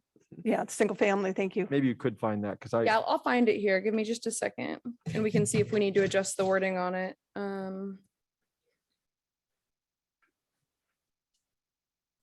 It definitely was there for the commercial and Yes. for the, So we have the action P5, which is all about the zero emissions vehicle infrastructure. And that includes on that, expanding publicly available EVs and modifying the code to require new housing units. And then we give examples of apartments, condos, mixed use, and single family there. residences. Page So 41. yeah, page Okay. 41. So we would come back with a code update for the council, and it would include all of the different building types that it would apply to. okay, all right. Perfect. And then the other question I had was on the wheels buses. This is kind of minor, but to either electric or hydrogen, Mhm. which would, I think, have a huge impact here, although it's probably a small piece, but it's something I would hope we would capture the benefit of that, because it, can go back and help with the procurement of those, on the LAFTA board. Yeah, we can make note of it here too. If it's something, I don't know if it's something that's being transitioned, right? It's over time. So it's something that we can sort of track and see if there would be a change to our inventory because of that, and then add that in our report out of progress and have that be captured. Okay, that'd be great. All right, and that's it for me on the That's it for you? questions. Okay. Who would I like mean, I to have go? comments, but Would you like to do both? sure. Or, I mean, it's just more efficient. Okay, sure. Well, so, again, thank you, Megan. And I also want to thank the Energy and Environment Committee. I mean, I think there's a pretty heavy lift here and a lot of good actionable things. I also am very appreciative of the amount of outreach that has been done into the community and the number of responses that you've had back which suggests to me that people care. And that I think is a really good thing. I did want to comment, I've had a few questions around why are we requiring solar in the new construction when we're in EBCE and it's renewable. And I think the answer to that is that as we move more and more to electrification, it's going to require more and more solar farms. And, you know, we don't want to necessarily cover California open space with solar farms if we can put them on the rooftops. And then along with that, I think as council, we've heard a lot of concerns about the resilience of our electrical system. And so if you've got the battery with it, you've got at least a little bit of time to keep things up and running. And so I think, you know, that's something that we should keep in mind, even though there may be not a huge benefit in the greenhouse gas emission, we're really protecting our open space in California.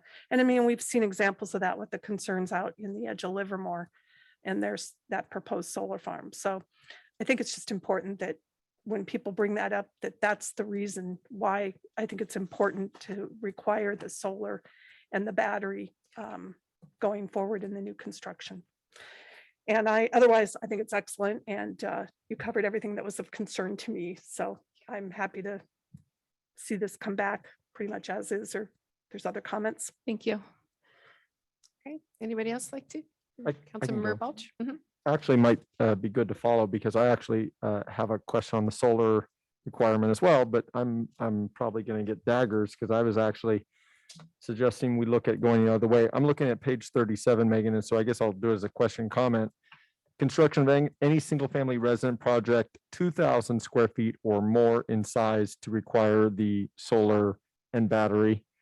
And I guess I'm going to ask the 2,000, I don't remember that from our prior conversation. How did staff suggest that number, E&E? Sure, I can speak to that a little bit. So the 2000 that you're reading there, that's actually from our current code. So I'll sort of take a step back, a definition of a covered project. So in our code under chapter 17.5, it's our green building section, we define what's a covered project, and covered projects are subject to a specific set of green building requirements. And so, and this is the municipal code. There's of course all the building codes, which is a separate issue, but and in there today, a covered project would include new homes over 2,000 square feet in size or additions over 2,000 square feet.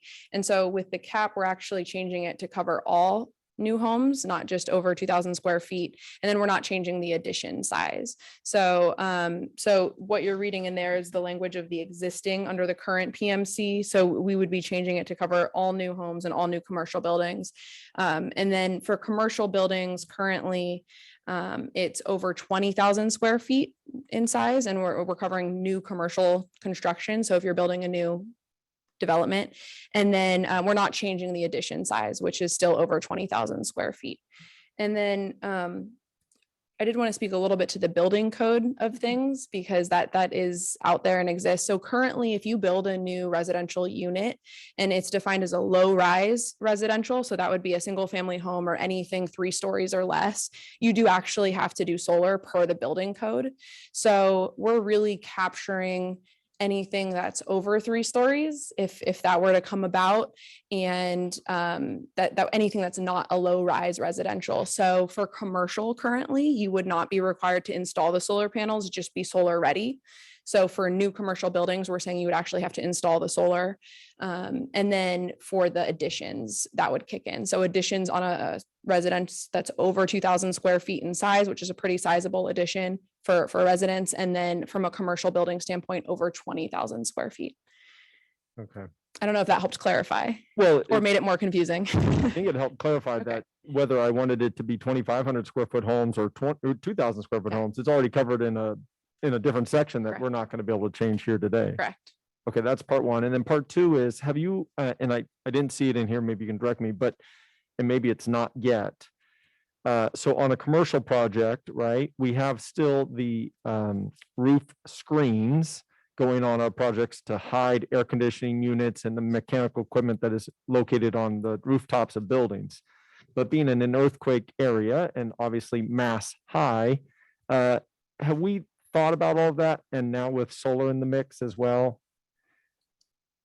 And what I mean by that is, I'll lead a little further, new air conditioning units, because they have different freons and different coolant things, efficiencies are actually larger than the ones we're getting rid of, older 20-year-old units, right? Older buildings based on building code and roof materials, right? Weight. I'm just trying to make sure we're thinking of actually how to achieve solar on our older projects, right? Sure. And so the requiring solar is really for new construction yeah. largely. I mean, it does kick in with the additions over a certain size, but at that point, and You'd will come back upgrade to you with the code. We can determine the nuance of it. If it's just the solar on the new addition piece, if it's on the whole building. But I think that would be something we would have to consider when we come back with that code update. And I think that's exactly it. I'm just pointing out that I see a potential challenge with roof screen weight on the roof. Okay, another question I noticed is on page 35, which is in the section 3, I believe. We're talking about EBCE, right? And that we're gaining a high number of credits, obviously, by switching as a council to that as our default choice. But people don't have to also stay in it, right? Correct. Do you know what is our anticipated, maybe I should ask Councilmember Norm, but our anticipated, are people going to stay in it? Are we going Yeah. to see a lot of people abandon it? Yeah, so and I see Becky jumping up. She probably knows the numbers off the back of her head. And then I can speak to how we accounted for that in our Okay, emissions. So I'll perfect. let her speak to the numbers and then we'll go. So from I, there. I checked in with E staff today, and we're in a unique position. There's only one other program like EBCE nonprofit that has transitioned any cities from once they joined, changed their default. So EBC has never done this before. Gotcha. So the handful of cities that are transitioning in January, it's the first time. So we have no comparative data other than Malibu and Sierra Madre when they went through it with their organization, and the opt-out rate was 0.5%, and the opt-down rate was 3%. Okay. The information I got from EBCE staff as of today, our current opt-out rate for residential is 4.4%. And between the 4 cities that are transitioning, the lowest is 2.5 and the highest is 5.39. So we're kind of in the middle right now. They also said that Pleasanton maintains a slightly higher residential participation rate at 95.5% compared to the rest of the territory, which is at 95%. So we imagine, we'll have to wait and see. I think after we transition and through the first quarter of next year, we'll have a better idea. But usually once a transition happens after 3 or 4 months, things stabilize. And I think we'll see our numbers stay pretty solid. And part of the tracking process in the CAP is, and Megan will talk about how we came to that emission saving number. But if we think that's changed, then we can adjust that. Okay. So, thanks, Becky. And I'll just sort of add, when we did our GHG inventory and projections, and we accounted for about how much savings we think each of these actions would have, we did account for that margin. So we didn't assume that 100% of people would stay in it. We know that's not realistic. We accounted for a 5% opt-out rate. So we thought that that was fairly accurate based on the numbers that we had seen across the board. Now, like Becky mentioned, if we find that that's not accurate and it's going to end up being more than that, then we're creating this tool where we can sort of track things a little bit more in real time. And so we can always make an adjustment to that assumption and see how that adjusts our forecast. And if we need to speed up other actions because we're now not getting as much savings there as we thought we would. Okay, just a few more, if I may. So then I noticed in the back on page 66, buried in this, that there's 3 full-time equivalents per year suggested, but I heard 2 by a speaker. Can you help us understand? Yeah, sure. So three is sort of the overall number. Use my hands to talk. I hit the mic. 3 is sort of the overall number. About 1.6 is for the primary actions, and then 1.4 would be for the secondary actions. So if we're going by just the primary actions, we would need about a position and a half to cover the new actions in the cap. And is there any overlap with 1383 stop waste? Because we're bringing on people for implementation and compliance. I see a yes from. So there's not, in terms of how we calculated the FTE, we did not include existing actions, which we included SB 1383 as an existing action because we're already doing it. Sort of all the existing list of actions, we didn't calculate FTE for those because there are things that we're already taking on as a city. They're already staffed or will be staffed in the case of SB 1383. That said, if there's an opportunity to share work with that new staff, that's always an option. So if we determine we need a partial staff member, for example, then maybe there's another partial staff member there that we could fill in and take on some of these tasks. They could also be covered with, existing staff. Potentially, we might be able to reorganize the way our existing staff is to cover it. It might also involve needing to hire somebody. I think that's part of the evaluation that would need to be done, sort of comprehensively looking at all of the actions we have on our plate and how to best manage those. Okay. And then I think for questions that completes, and then I'll just say some general comments and we'll go from there. So I do want to also amplify or say thank you to Megan and the E&E committee. It's been a lot of work. So if we need a full-time equivalent employee to bring on, I'm thinking we might have someone right here ready to go. The report mentions that, but for our residents at home possibly watching, our community does support transitioning from fossil fuels away to a greener future and is worried about rolling blackouts, challenges with the grid, and those other issues. So the report talks about that. I noticed in the back, there's an entire section about the implementation challenges that are going to come up. Can't remember what page that's on, 68 or in 69. And I think that is really where I would say the rubber meets the road and how we're actually going to achieve this. But the challenges are identified. And that's why I brought up the roof screening as a weight issue on commercial buildings. And so I hope we'll be able to foresee how to address those challenges, right? I noticed the school is on as a partner for electrification on page 36. So I really appreciate that change or addition being added in. And I also really appreciate the water conservation, given we're in a local drought emergency. Lawns have their place, but I don't think lawns actually add a lot. I'll just say, so if you lose your lawn, right? And as to the carbon sequestration that was mentioned by the speakers and also is in the report, Stop Waste is literally spreading mulch in the Altamont Hills that I went and looked at to evaluate carbon sequestration. And it's working and it helps, and they're testing different depths and sizes and all of that for actually achieving what we hear people talk about, but we wonder if it actually works. So I like that a lot. I'm going to just highlight, because I am on Stop Waste, 1383 and food waste is a major challenge. So 40% of the food in the United States is wasted or goes to waste, approximately, because I'm sure someone will Google it and look it up. And as a result of that, that's a huge challenge for our community.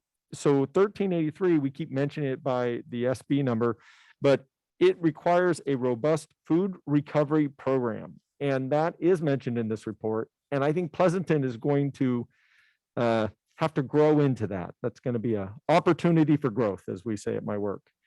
I also really appreciate that our open space and urban forest is included and getting counted. And we all love our open space. It improves the quality of life, our parks. And as we look to those parks and the designs of them in the future, I think we should look at enhancing them to obviously add and take advantage of it. So I also say I look forward to the bikes and trails build out in the future. So thank you very much. Oh, see, all those committees and commissions really help out. Yeah. There you go. Anybody like to go next? Okay. Okay, thank you. And I too would like to thank the staff for doing such a great job on this, as well as the Committee on Energy and the Environment. I know, like other council members said, they've done a lot of work. other commissions and committees have given input, and the community's given a lot of feedback. So I think it's great, and I think it's a great document, and we're really heading in the right place to get to a clean energy future, which of course I'm all in favor of. So just a few comments. I don't think I have much question. I might have one here, but just a comment on the staff member. I just think, I know that has to be evaluated on it when we go forward and how that would work out or not and the funding of it. But just a point to consider about the grant opportunities. That could be in and of itself almost a full-time job. And that could end up help really, when you think of it, kind of offset what it costs to hire a staff member if we really can tap into those opportunities and funding mechanisms. So I'd like to just keep that in mind as we go forward. The residential EV chargers, I think that was included, correct? So I do, as a person who has 2 different EV chargers in my garage, I do know what it is like to do that. I believe we got some rebates on that. So that's another way to tap into, whether it's a staff person or whatnot, tap in to see if there are rebates available on that. I don't know if they are available anymore. I just don't know, but that's something I think we should really look at to encourage people. I know that's a big obstacle for a lot of people getting electric vehicles, is they don't know what it's going to cost to put the charger and all the ins and outs of that, and the access to chargers in the community and the cost of that. So just a comment there. I think there was some really good public input, and I think Ms. Dennis mentioned about adding the other vegetation besides the trees on page 5 of the staff report, where it says develop an urban forest master plan, increasing carbon sequestration through trees and adding and native habitat. So that would be something I would like to see, because I think that's a really good point. It's not just trees. There was also adding on the same page down on the vehicle miles traveled reductions for K-12 activities, include at the end, and commercial development. I think that's an important point, and I would like to see that added, as well as giving higher priority to development projects that are that result in zero net emissions. I think that's something that we could do going forward that would make an impact. The point is well taken on the 64% of our greenhouse gas emissions are related to transportation. So that is a big chunk that, as we chip away at that, that makes a bigger impact overall. And there was mention again by the public about housing for workers, people who work in Pleasanton. And I think, I know I've asked for data, and I don't know if we can get this or not, but data on how many people work in Pleasanton and where do they live.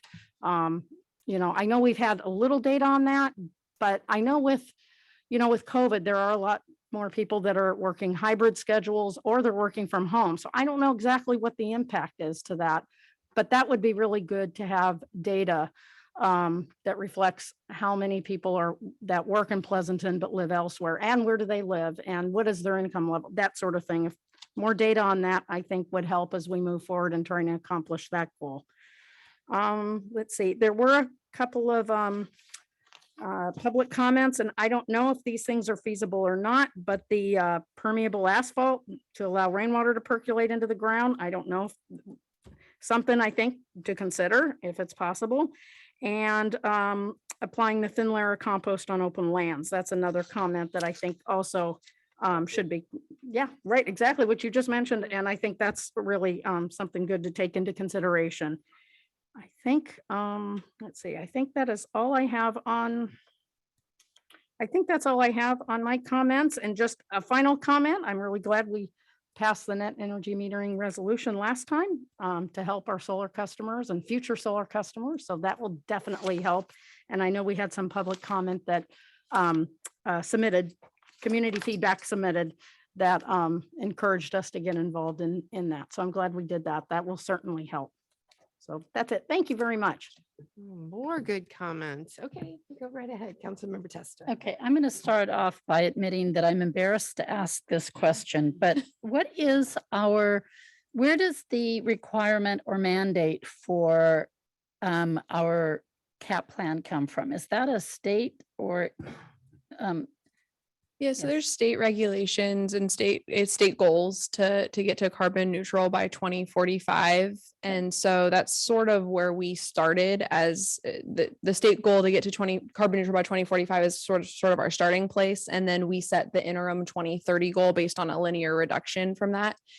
I will say right now, if we didn't care about having a qualified cap, hypothetically, and we were okay not having that, not allowing CEQA, streamlining off of it, there wouldn't be a whole lot of teeth today if we didn't comply. However, that might not always be the case, and of course, we need to do our part and get there. So that's where our starting place was. You know what? Absolutely right, Megan. And I'm so glad we do need to do our part. And I want to say before I make my comments how fully I support this. And I support the bold recommendations and bold policies. And I can't say enough how much I agree that this is one of the most important things that we can do for our next generation. So absolutely. What I have a problem with is that when I read this, I recognize that in fact, so many of the contradictions that we will be working against. And, again, it speaks to how much I appreciate the work you've done and our E&E committee, which I'm so glad we have that committee, because at one point there was a question of whether we needed them or not. Man, we need them. But I look at this, and when I see comments about open space and urban forest, I can't help but think that state legislation like SB 9 has just said we're going to allow lots to become more denser housing and remove yards and green space and remove trees. We can take out all the trees because now we don't have setbacks, and we can just put, more housing units. And we see it in a project that's right across the street that has, we have an application for, where a developer wants to take a lot and create an edge-to-edge property line building that will be no trees, no green, no yard, no lawn. So, and then even more than that, when I think about our state legislation, so many of them that override CEQA, eliminate CEQA, absolutely destroy CEQA. And yet we read again and again in this how important CEQA is. And I see that contradiction in so many things. And I hear some of our residents talking about the need for housing, which I believe we absolutely need to get the housing affordability figured out. I don't agree with what some of the reasons that are identified as what's going on, but what we don't need to do is try to solve one problem by creating an even greater problem with destroying our environment, by eliminating CEQA, by eliminating our urban forest, by eliminating. So I thank you and everyone who's worked on this. I support it absolutely and completely. I will ask that staff look at every opportunity to be an example and leaders. And, when we're purchasing new fleet vehicles, we absolutely should be taking into consideration that we need to be setting those examples. So thank you for all the work that's being done. I cannot stress enough how much I support what you and Becky and our E&E committee are doing for us. And I hear sometimes there's a level of frustration with some of the committee members because they don't always feel that we're listening to them when we don't take their recommendations into consideration. And I'm doing everything I can to hear, understand, and take those recommendations forward. So thank you for the work you're doing. Thank you. Okay, all right. Well, last, and I'm going to be pretty brief. do have just a few questions. Um, In the staff report and as well as in this beautiful booklet that you've created with a lot of data. That's why we're all saying, I know it's here somewhere because I read it, but I'm not sure where. We talk about large commercial uses, especially with things like HVAC, heating and air conditioning systems. Are bulk heating and air conditioning systems like Stone Ridge Mall, like Costco will have one day, are they able with all electricity in 2021 to create an environment that can be heated and air conditioned in a comfortable manner for a reasonable cost?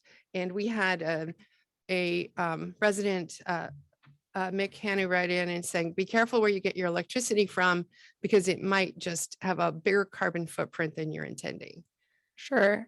So there's two actions that speak to sort of this issue. There's the one for new construction and then for existing. And so for new construction, we're suggesting that we move toward the all electric, and we typically refer to that as a reach code. And over 50 jurisdictions have some form of reach code in the Bay Area, and they've all done an evaluation that looks at cost effectiveness is one of the items. And so that's something that we would have to do when we take on that action. And again, this is for new construction, where we would look at the cost effectiveness of making that move. And we would look specifically for our climate zone. So when you do that study, you look on that climate zone, it looks at weather, it looks at availability of equipment, it looks at savings over a certain period of time.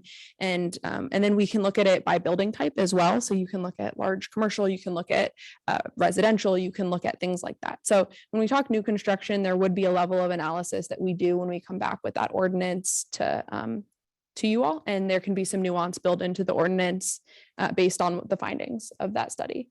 And then from a existing building electrification standpoint, that action is a little bit more open-ended right now because we need to sort out how we're going to get existing buildings to make that conversion. And the answer might be for some of the buildings that it's not something that's feasible for them today. And it might be feasible in a few years as technology develops, it might be feasible today. But that action involves, looking a little bit more holistically at everything and seeing if it's an option for them. Right now, though, if you do a major remodel and you replace your heater and air conditioner in a commercial or residential, then you do upgrades. You're saying that you're thinking of requesting these upgrades without the major remodel? We would not. So for existing building electrification, it's voluntary only. Initially, we had in there different levers. For example, upon getting a permit, perhaps that's the time when it comes into play, or perhaps on home sale, but we actually took those out based on the amount of community feedback that we heard through the process.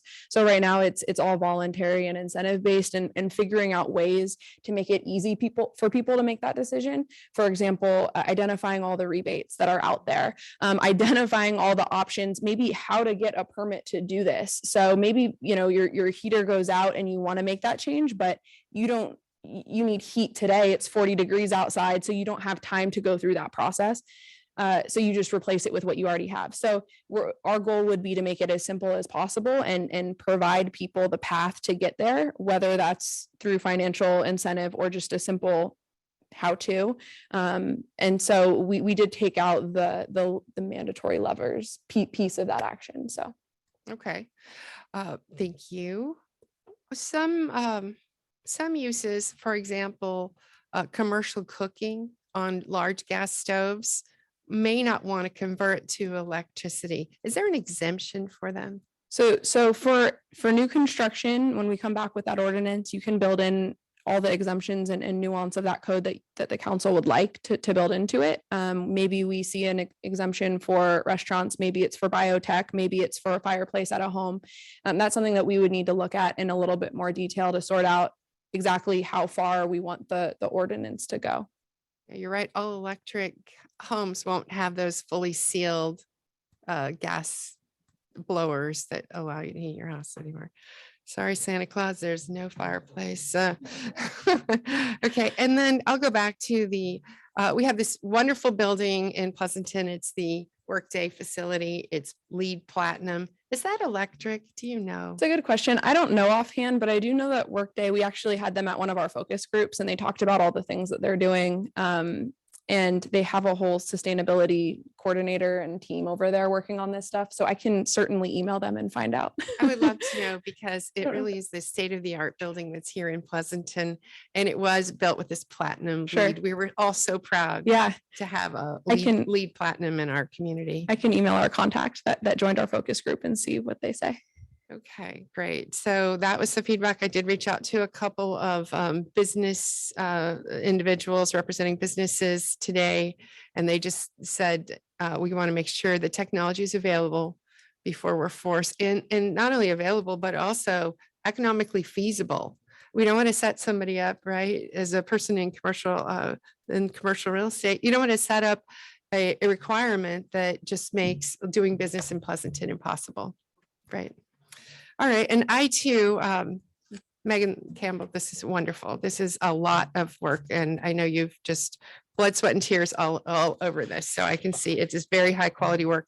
So thank you, as well as your manager, and but also I want to thank the E&E committee. So the Environment and Energy Committee, they spent a lot of time, and they did the heavy lifting for us, so that we get to do the tough questions, but great answers. Okay, so thank you. I absolutely support this. We are just looking for feedback, so we don't have a motion. Are we covered? Or did you have one more thing? Can I follow on to what you said? On the whole electrification thing, I think you raised some good points. And I think this is where we can have a good partnership with EBCE. They have bought a building in Oakland, downtown Oakland, and one of the reasons they did it was they are setting up demonstration spaces on the ground floor for people to come in and take a look at induction cooking, which would replace the gas, their tankless water heaters, a lot of different things that they're working on. And I think we'll set the example and help implement some of this stuff when it's ready. And they're, in effect, doing the heavy lifting for us. And, you can go down and see it, and they will shortly be having induction cooking kits that you can borrow. So the one cooktop with the pans to go with it. So if you're interested in that at all, it's coming to check it out. I've already put my name in. And I'll piggyback off of that as well. We have a library, it's going to be run out of the library, but where we'll actually have one of those sets that you can borrow here in town. So if you're interested to check out induction, you can get the little cooktop with the pans and give it a test run to see if it works for your home. So love it. So there's a lot of stuff coming. We are doing our part. I'm really proud. All right, thank you. Did you have a comment? No, I was just gonna inquire about possibly taking a break only because Megan also has the next item. And I'd wanted to make sure if she needed a break in between, because that could be a lengthy discussion as well. Thank you. If you're watching from home, this Pleasanton City Council is going to take a 5-minute break. So come right back. Thanks.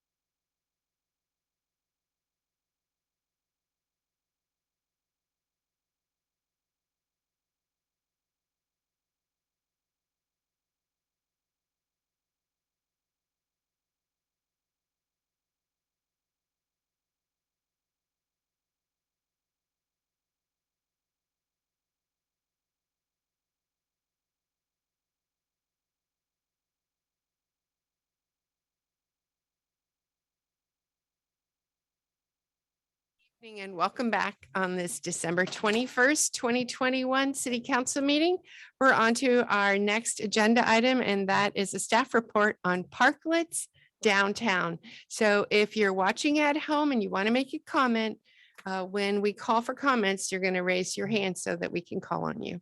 All right, thank you. Megan Campbell, would you have a presentation on parklets? I do. You get me again for this item. So, so I'll start with a little bit of background and talk a little bit about the pop-ups and then how we arrived at the program, and then go through a few details of the program, and we'll go from there. So let's see if our slides are a little more cooperative this time. So throughout COVID, the city has allowed businesses to temporarily expand dining and other activities outdoors into private parking lots, the sidewalk, and public parking spaces in the city right of way. And these temporary areas we've called pop-ups. The city created a simplified expedited review process with the pop-up subject to relatively limited design and operational standards. And the pop-ups have generally been well received from residents. We received a lot of positive feedback, including that they added vitality to the streetscape, community connection, and expanded outdoor dining opportunities. However, they also drew some criticism, including about their appearance, adjacent business visibility, impacts to utilities, and impacts to traffic. So earlier this year, the city council indicated that pop-ups will need to be removed by January 7th and directed staff to prepare a formal parklet program for consideration. Based on the city council's directions, staff drafted a downtown parklet program, and the draft program was prepared on a bunch of research. We looked at existing parklet programs. We reviewed best practices. We talked with other cities that are currently working on programs, for example, Walnut Creek, Redwood City, Livermore. We had internal city division and department discussions. So we met with building, engineering, traffic, planning, streets, utilities, fire, economic development, and the city attorney's office. And then we also spoke with outside agencies, including ABC and DSRSD. And we spoke to restaurant operators here in town to understand their perspective on a potential program. The program required nuanced input from several people, but we do think we came up with something that balances all of the factors under consideration and will build off the success of the pop-ups while addressing the concerns. It includes several components, including location standards and guidelines, design requirements, operational parameters, and other criteria. We also developed an application process and proposed fees, and I'll go into some of those details with you tonight, as I mentioned. I do plan to stay a little high level. I'm not going to get into each parameter, although we can absolutely go into that level of detail if the council desires. So I'll start with location and size. Staff does suggest several parameters for parklet location and size be built into the program, and those would account for emergency access, utilities, site distance and visibility, fire safety, and traffic operations and safety. So some examples include that it can't be located in a red zone or block a storm drain inlet. And then there was some requirements around maximum size. So for example, 40 feet would be the maximum length, which is essentially 2 parking spaces. And then 7 feet would be the maximum width, which is essentially to the tick part of the parking space.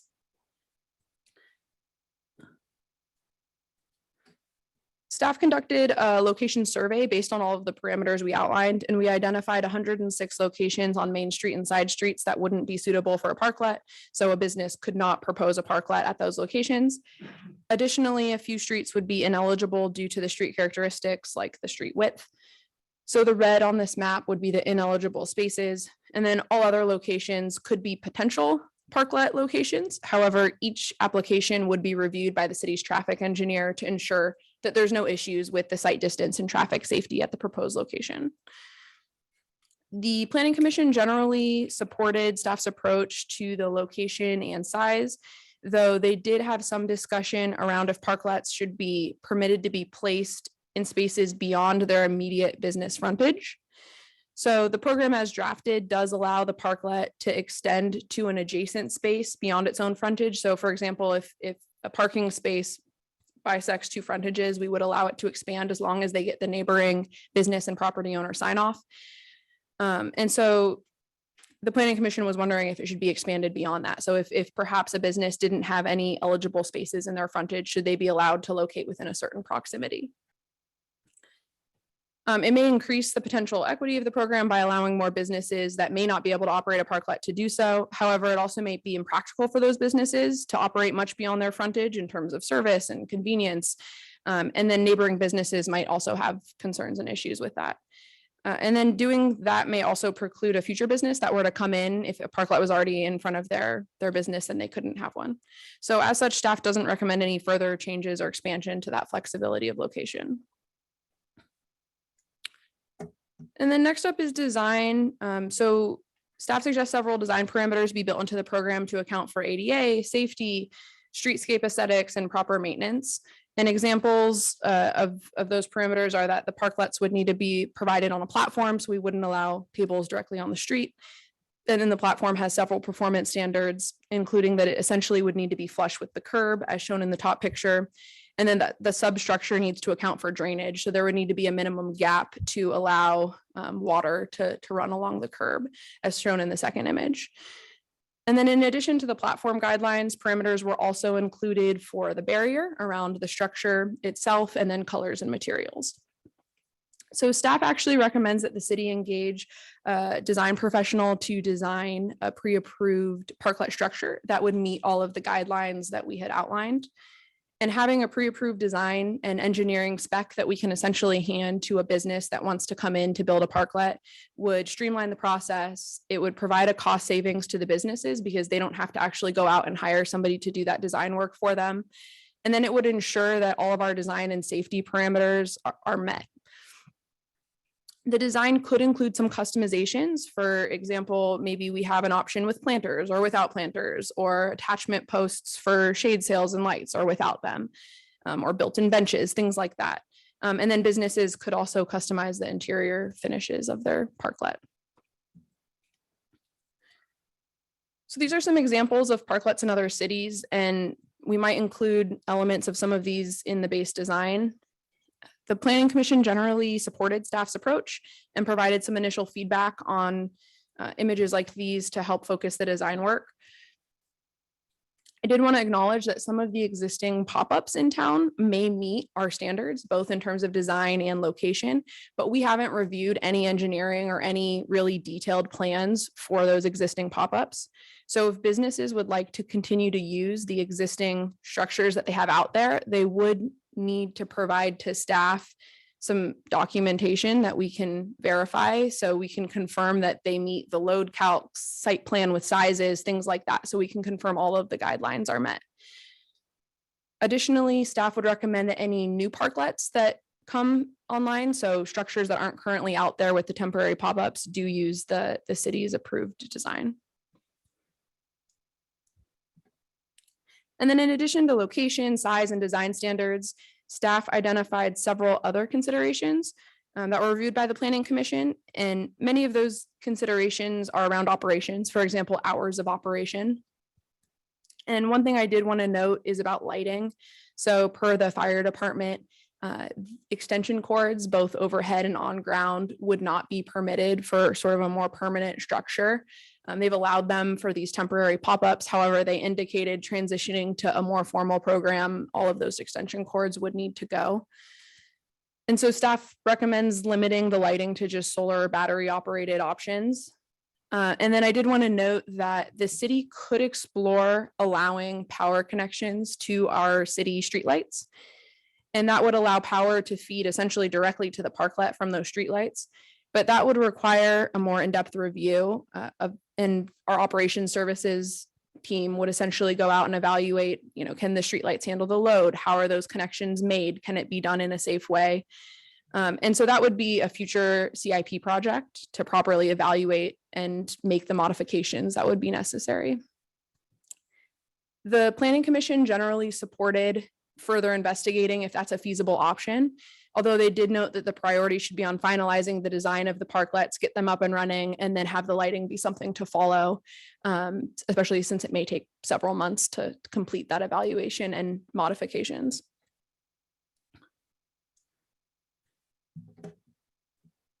And so in terms of maintenance, the city's operations services department actively maintains our right of way. That includes some utilities, the streets and the trees.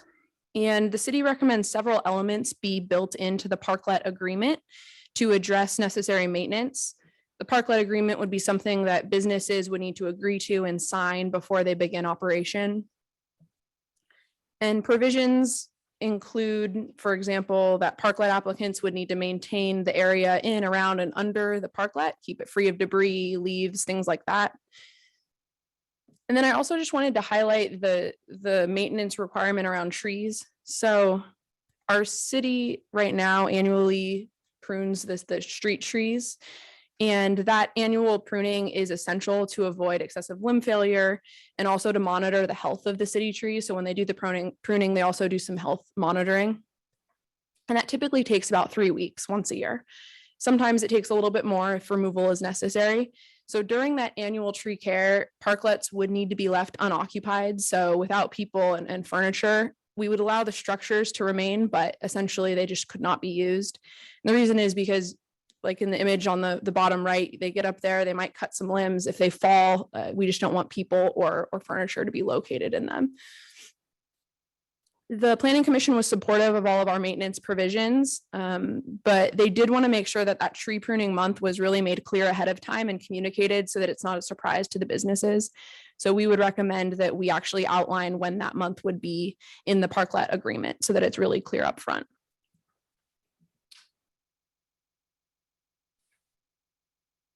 So in addition to all of the guidelines, we also outlined a permit process, and our suggestion is that there would be a parklet permit, which is really similar to our outdoor dining permit currently issued through the planning division.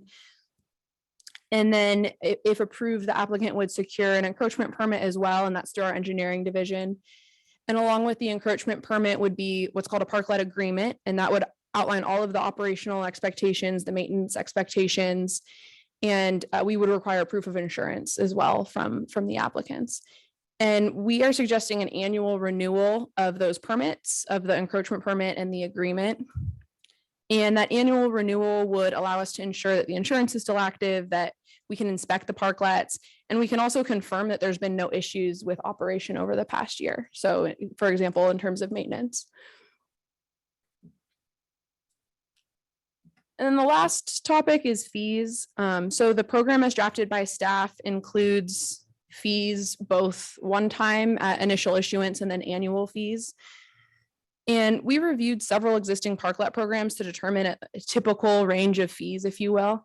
And what we found is there's not really a consistent answer. They ranged really, really widely from free to $10,000 a year. So there was a really wide range, and some cities included cost recovery for things like parking meters. So if they have a parking meter in that space, they would typically make a revenue on that. That would be one basis. Some cities looked at additional street maintenance that might be required, or looked at leasing the public, right of way alongside their typical permit processing fees. So the parklet program, as we outlined, as I mentioned, has the one-time and the annual fees. And in that annual fees is what we're calling an annual use fee to use the parking space. And that was where the commission's main discussion was around. So staff suggest an annual use fee of $1,000 per parking space. And we would suggest that that be waived for the first year of operation. So that would be to allow the business to really invest in the actual structure itself, get up and running, determine that they're going to keep it for another year. And then that annual use fee would really kick in on year 2. So to come up with that fee, like I said, we looked at other jurisdictions, but that ranged pretty widely. We considered sort of the monetary cost of parking today for people. We also considered the monetary value if we had, hypothetical meters installed, the cost of rent downtown, and then we looked at our in lieu parking fee as well and sort of annualized that over 10 to 20 years. So ultimately, we landed at $1,000, but we do think a case could be made for more or less of a fee there. So the commission's discussion covered all of those items I mentioned, but they also considered some additional factors like loss of parking, economic benefit of the parklets to the businesses, potential city tax revenue from having expanded dining areas, a program's ability to sort of attract new businesses downtown. And then they also considered if there would be an opportunity to provide grants to businesses to encourage the construction of these parklets and completely waive the fee altogether. So a lot of discussion around the fees, and staff does recommend that the city council adopt the fee as recommended by staff at $1,000 per parking space, but we acknowledge that there could be justification for an alternative fee.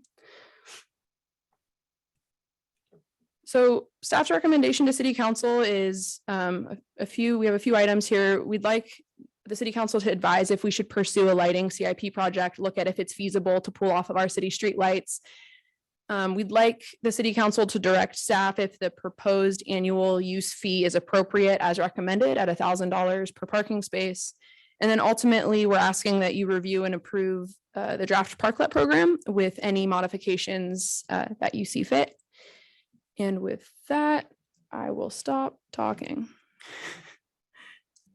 Okay, do you happen to have a slide with those 3 bullets that you want feedback on? Sure. So the CIP, the fees, and the draft program. I do. Right, she just put it up there. So that's what I wanted to, so everybody could see it to answer. Okay, thank you. Thank you, Megan, for your presentation. Since this is asking for a motion, so I'll ask for clarifying questions. Anybody have questions for staff?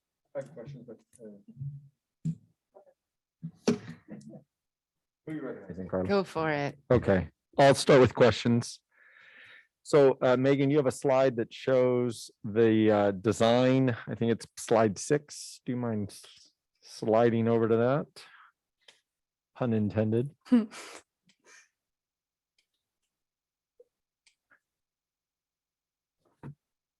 That one?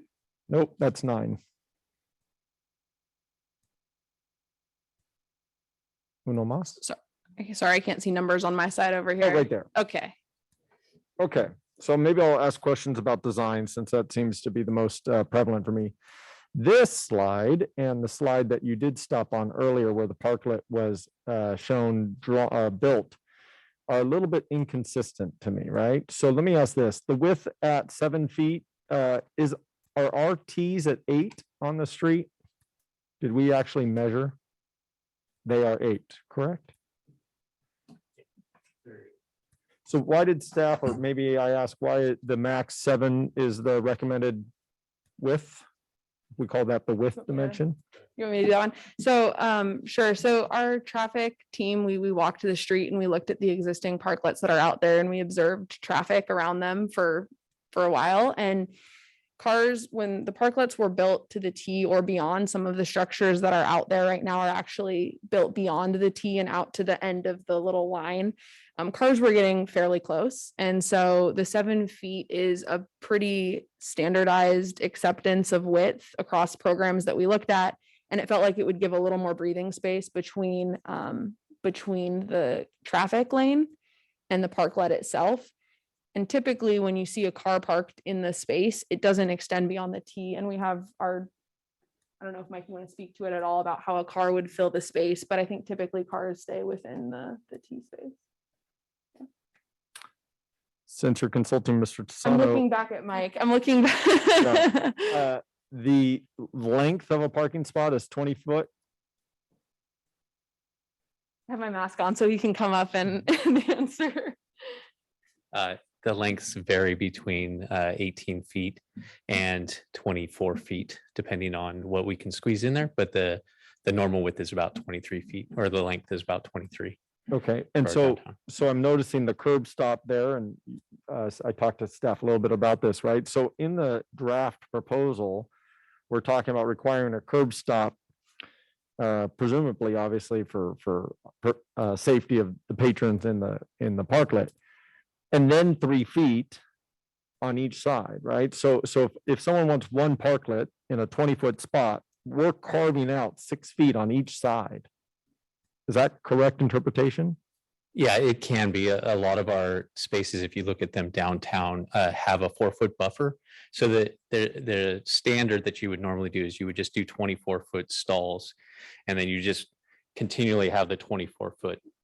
When we have the shorter, when we have the ones that are 20, it'll be a 20-foot stall, 20-foot stall, and then a 4-foot space. So every other one actually has a 4-foot space. You'll see that break in there. So because our downtown has so many curb cuts, we kind of mix between the wider ones. And in fact, even on the corners, we have 18-foot stalls if they're individual. So to answer your question, yes, it's for safety that we have the curb stops there. If there's one of those 4-foot buffer spaces, maybe there's some adjustment that we can do in there. That's why we want to look at each application individually. You know, our goal isn't to minimize the usable space that they can have, but if it's a 20-foot stall, we still need to provide the same amount of safety. You know, Megan was really good at negotiating. I said 4 feet.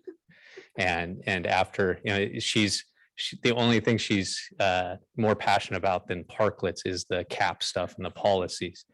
So she sits right across from me. And so I was whittled down to the 3 feet from the floor. We're going to try to whittle some more while we're at it because Good luck. those are significantly different than the slide on page 9. If you can turn to slide 9 now, now that I've pointed out to my fellow council members, 3 ahead. Those parklet designs look completely different. In fact, the lower right is completely on the T. Sure. And these are just meant to be examples, representative. We didn't, we go out to each of these locations. I think some of these are actually out of country, but, and evaluate, where in the T they're located.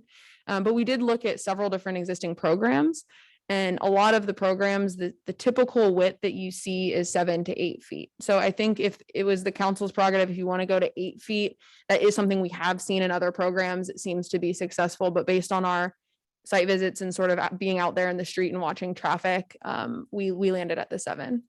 Okay, but and just to confirm, if we did go to 8 feet, that is within the T, right? I believe that is within the T, and that would be something that we have seen in other programs. Okay. I'm going to go a little further while I have the floor.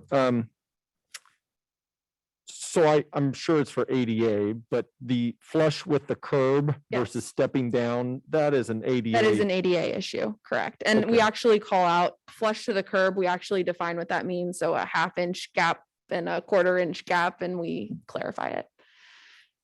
I'm just going to ask, could other solutions come around, such as ramps? Are those other options so that we wouldn't have to have someone go through the cost and expense of designing to adjust for the crown of the road? They could, but now we're talking about using more space, whether that's parking or sidewalk or otherwise, to ramp into them. Yeah. Okay. Well, and then I'll also add sort of to the crown of the road issue. Slope of the parklet is also an ADA issue. So there's a maximum slope that it would be allowed to have. So regardless, it needs to be a fairly level surface in order to account for ADA. Okay. Can you help me understand staff's recommendation relating prohibition on advertising and signage on the parklets? Sure. Who's going to take that one? I can probably hop in and take it. I saw how quickly everyone else took I know, it. I turned and I looked at everybody and everyone stayed seated, so I'll take it. So we currently have some sign regulations in our code. We have maximum allowances of what we allow. And our thought is, we're expanding potential dining areas, but with that should not come extra signage and advertising. Retail businesses, for example, are still going to be limited to the signage that's in the code. And so it doesn't seem equitable to allow an expansion of advertising and signage for some businesses and not for others. And then also from an aesthetic and sort of keeping the downtown look and feel like our downtown and not, expanding out that advertising. And I don't know if anyone wants to I appreciate that answer. That's actually very helpful. Thank you. And then I wanted to talk about, staff had a comment about no solid walls as well, but obviously I'm looking at this, the one on the upper right, is that a solid wall? Does that qualify? That looks like a 4x8 piece of plywood strapped onto the side of a parklet. Yeah, the upper one, and it might not be solid all the way around it, but it certainly is around at least 2 of the sides of it. And so our suggestion would be not to have it be solid, at least around the entirety. Perhaps we allow something like the bottom image where it's solid on the ends, but not on the outside, something like that. And the reasoning behind it was to allow some form of visibility. It feels a lot more like a structure, sort of like a building. It blocks the visibility of the storefronts, which was an issue that we heard throughout the pop-up program. So we were trying to balance those concerns and allow some visibility into the storefronts. So how are you planning on handling that? If the policy that is before us says no solid wall, Mhm. but they submit for the upper right plan, We would not approve something exactly like the upper right. Perhaps we would approve elements that are in the upper right, but not that as a wholesale parklet. And these photos here are just meant to pull inspiration for our city pre-approved. I'm inspired. I like all of them. That's, I think, my point. Sure. Yeah, exactly. I'm hungry and I don't know what restaurant I'm eating at yet because I can't tell which one's serving at which, but I do know the upper left I looked at is in London. So There was the out of country example. Yes. yes. A little more on the questions. So have we thought about pricing on the side streets or the kind of the shoulders so if you were trying to locate a parklet, because I saw on the map there were some sites that were outside of Main Street itself, to possibly reduce the price there to encourage actually parklets on the shoulder streets? We did not consider an alternative fee for the annual use fee, I think is what you're speaking to. apologize. Yes. We are just suggesting the same fee for both main and side. And then let's talk about roof elements, right? So I see the examples chosen have no roofs, which is a good choice of samples selected. But is there, and I know fire is probably the one that's suggesting it with building, but is there a way to have something like a story pole type of structure so that during maybe incremental weather, they could do a rigid roof of some type, but on a temporary basis, or is that? So we've started, our starting place is suggesting no roof structures. That's driven largely, as you alluded to, fire. So once we introduce a roof structure, it causes a few different considerations with fire. One is with heaters. So they had essentially told us that if there's a roof structure, no heaters. The other is materials. So it would need to go to a non-combustible material type. And so now we got into, does that mean we aren't going to allow wood, which is a material that we like on these parklet structures? And then the other issue was visibility of the storefronts. So again, that was a common sort of thread that we heard through the pop-ups. And so once you add in a roof structure, you are potentially blocking storefronts. And so because of those reasons, we veered away from suggesting that roofs be included in our structure. I also like that answer. That helps me understand. And I do appreciate staff's detailed conversations they must have had about this. So I'll keep going, see if I can maybe chink some iron here. Yes. Let's talk about the comment I like the best, which is maintenance underneath the parklet. Yes. How do we propose that we are requiring a substantial structure in weight and mass to be able to be maintained underneath the structure? And the example used in the staff report was leaves. Yeah, leaves. So we used leaves as the example because when we walked to the street, there were a lot of leaves around these parklets just a couple months ago. So there's a way to build these. And again, if we're designing it, we have a lot of leeway in how we design it. But there's ways to build these where they're sort of modular. And I have a picture printed. I don't know if I can get one on here, but they're essentially wood squares, if you will, that fit together. And it allows for a really easy maintenance if you need to. Something breaks in the street, or there's a leaf or a pile up or whatever, you can lift up one of the modular pieces and actually access underneath it and clean it and fix whatever needs fixing.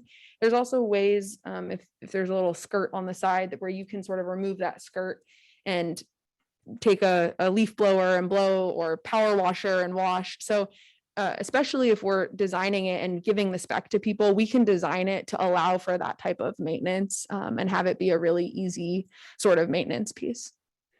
Okay. I'm not so sold on that one yet, but if I had a picture, it would sell you more. Well, but my nuance is that when you put together, well, that's comments. I'll say that. Thank you. That concludes my questions. Yeah. Councilmember Narum, you were also prepared. Yeah, thank you. Well, he got a bunch of my questions. So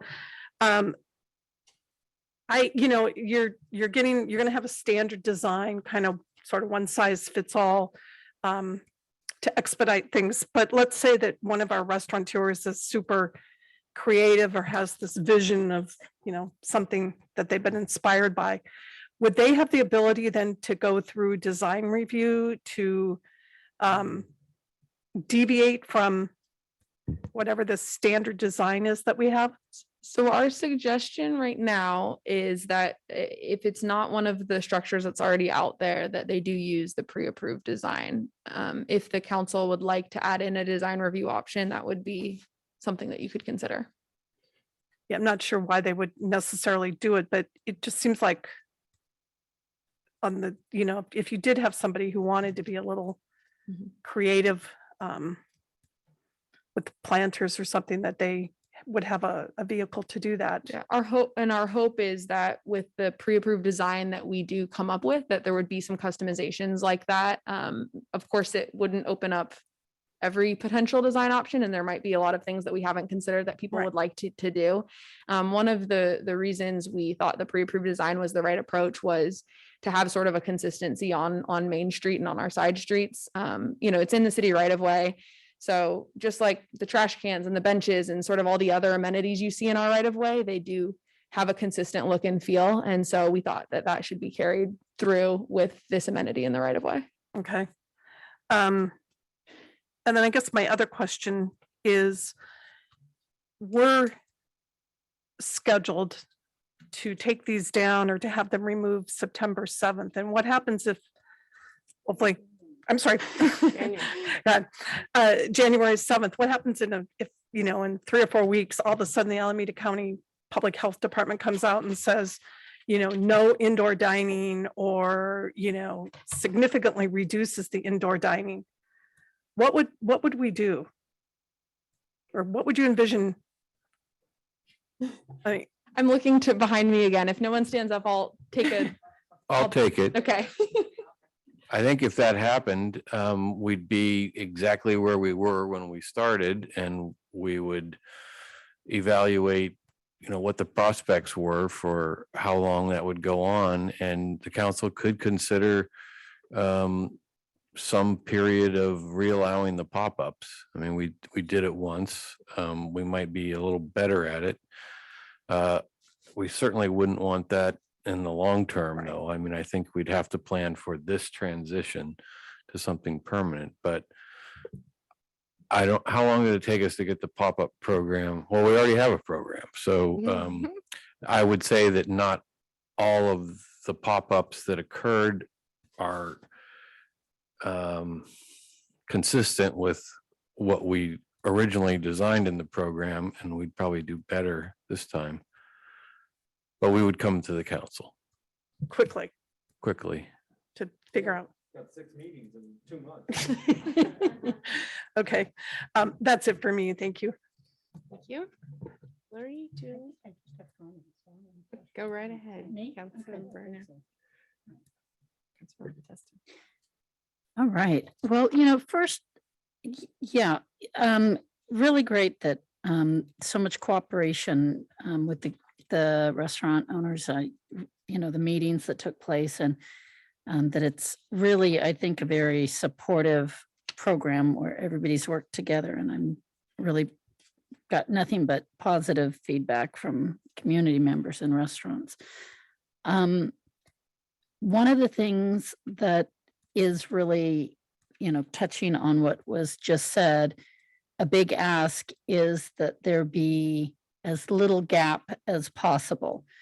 And I think that speaks to what Councilmember Narum said, and City Manager Dolan said.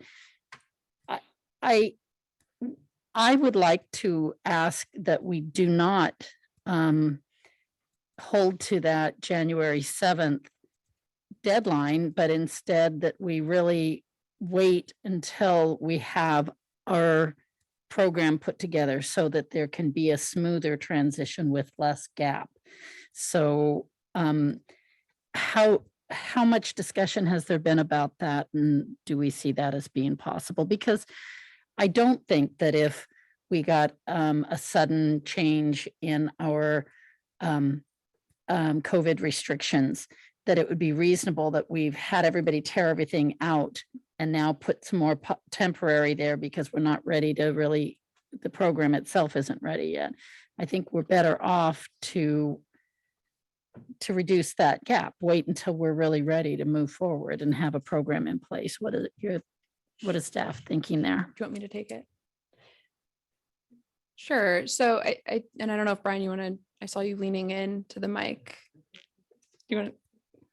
One of the issues is we do want the opportunity to go in and clean up. And so that's a real thing. We also have had a fair amount of feedback that some of those are looking pretty shabby, especially collectively, because it's really a mishmash. And so, those are the concerns that we had, but council is the one who made the decision on the date. So it can be changed if the majority would like it to be. Okay, so great. That's good feedback. Thank you. And so with that, the cleaning piece, when we talk about these are going to be designed in a way to be cleaned without, because they're going to be semi-permanent. So they're not going to have to be torn apart to do the cleaning and maintenance. Is it possible? You said that some of the current ones may be up to the standard that we're looking for. Is it possible to allow those to not be torn apart so that, and the cleaning done in the same manner that we're looking at for the upcoming maintenance? Go ahead. I think that a lot of the pop-ups that are out there now don't meet the standards, and we really can't do the cleaning that we need to do. If there are ones out there today that do meet the standards, we would obviously need to see that. But I think that the issue is that it's been, 2 years without sort of these standards, this agreement to power wash and to do the cleaning. And so we don't know the condition of the street underneath these pop-ups. And so we do want an opportunity to have a clean reset, which is what was expressed over summer when you saw this item. And one item that I left off the list of considerations is, they are not that popular with the retailers, and especially in their current form. Right. Well, and I understand all that. I mean, we had that discussion and we all agreed that that's why we're doing this program. But the question is, if we aren't ready with the program yet, why would we act on removal? Remove them, have the program in place and say there's going to be a 30-day gap, but to remove them January 7th when there could be a 5-month gap doesn't make as much sense. So that would be my ask. What I'm hearing is that I think staff is really looking individually and really trying to work with the restaurants, and I'm glad to hear that. That's what I would want. So how much uniformity? One pre-approved design I heard, with some allowance for maybe some grandfathered parklets. And how much uniformity are we really going to require? Because I kind of like uniformity. I think that addresses that concern that exists right now.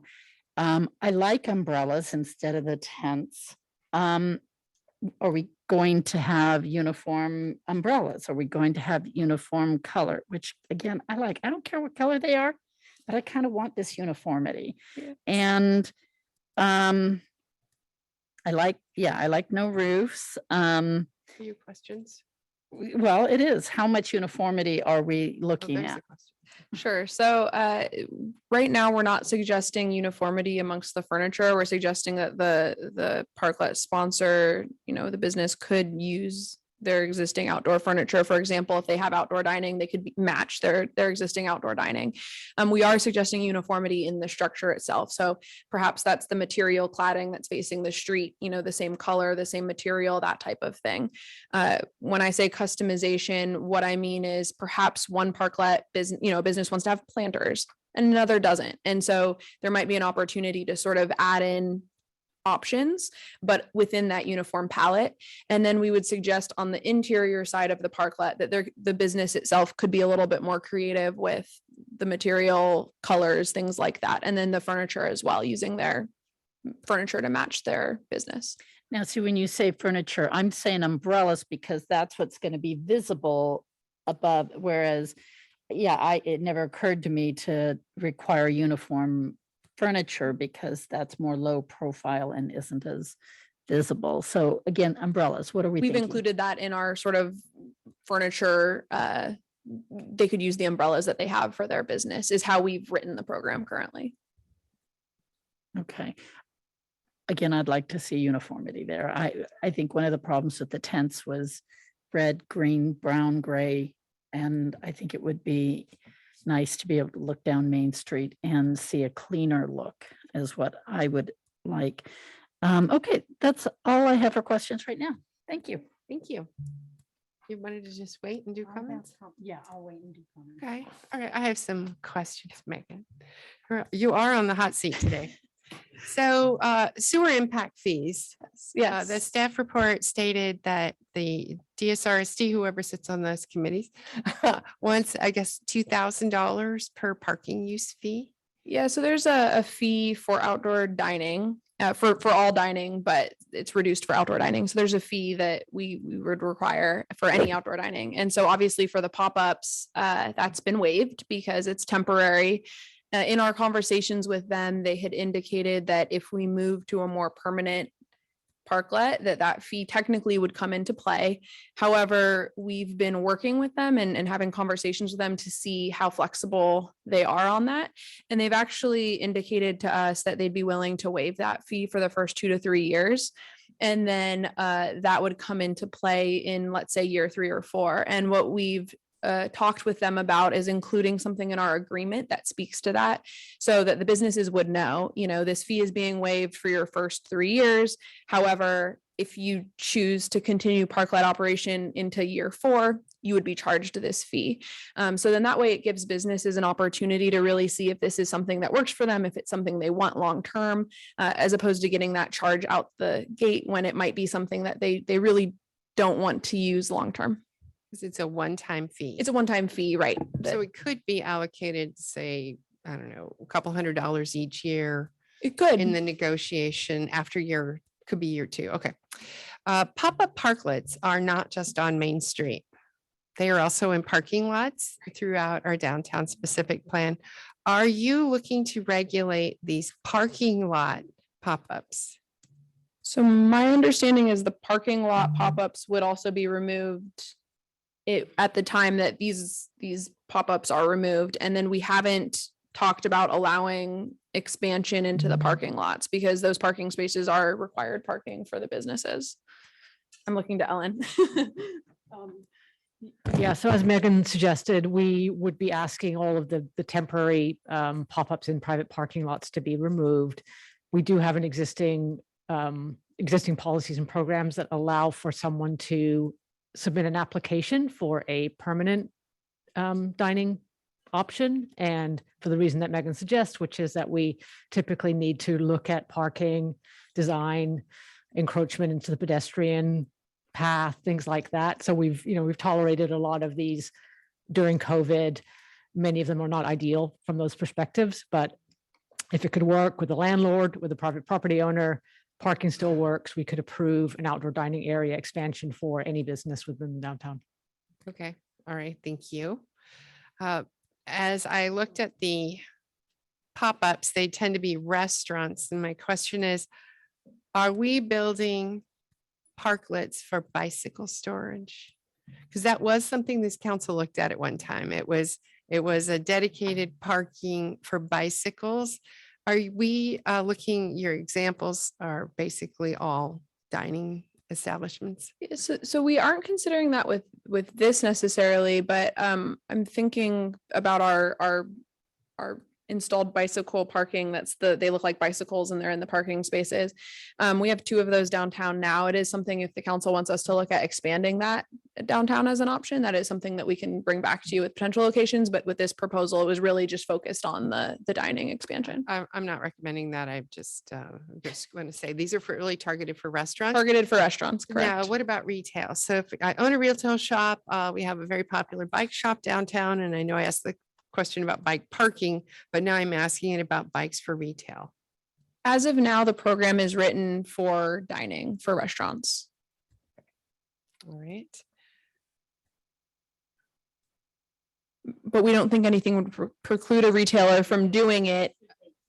But we haven't really heard interest from the retail community, to my understanding, and you can, if that they would want to pursue that. Okay.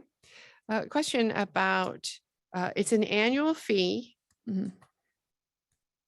But what if is there a time, or is this going on in perpetuity? Are we expecting these parklets to be in Pleasanton forever? Or is there a time where we look at council in the future, we'll look at this and say, you know, we really need those parking spaces back, or it's just not working? If you have this automatic fee renewal, is there that chance to take a look back and say, is this program working? So there is annual renewal, and with that, I think comes an opportunity to review if it's working or not. It also allows us to review if there's any planned street maintenance, like repaving of the streets, that we need to consider for that upcoming year or not. And I think there's an opportunity to bring it back to the council at a future date, and we can determine what that date may be, whether it's a handful of years or whichever date certain we'd like to sort of get on the books. But we can definitely set in a time where we do a check-in and say, is this program working, or is it something that we need to reconsider? Exactly. I think this council's, maybe, I don't know, supportive of it, but but I don't know if we're ready to say forever about anything, right? Anything forever. And then if a restaurant owner or a user of this parklet is not maintaining that, and I know you have a renewal, but is there a fee process? Because sometimes we come up with, oh, everybody's going to take care of everything. It's going to be great. And then a restaurant moves and nobody's taking care of the parklet, or particular restaurant, sticky, whatever problems that may be associated. Sure. Is there a fine? So we do have a code enforcement, and Melinda might want to speak to this, or Ellen, but we do have a code enforcement officer in process. And I believe it begins with, a conversation, not necessarily a fee. And we see if we can work with them. And then sort of down the road, and I'm not quite sure exactly the timelines, but at a certain point, we can actually begin to fee and have a fine if maintenance is not being upheld to our standards. Yeah. Okay. Just 2 more. Or we can also revoke the permit if we need to, and it is an annual renewal. So if at the end of the year we say, you know what, this hasn't been working. It needs to be, they have to remove the parklet though. Correct. Right. Yeah. Okay. You had 100 pounds per square foot. Is that enough? We have some pretty solid individuals in this community, and I just want to make sure nobody falls through that wooden structure. Our understanding is that would be enough. It is a sort of a industry standard, if you will, for structures like when you build a deck or something like that. And we would design it so that the substructure can handle the weight that is needed. Good engineering practices. Good right? engineering practices Go would be over and implemented. above. We might go over and above, and we can make sure that we build that into the structural detail. Okay. And then do you have any idea what the cost of a parklet would be?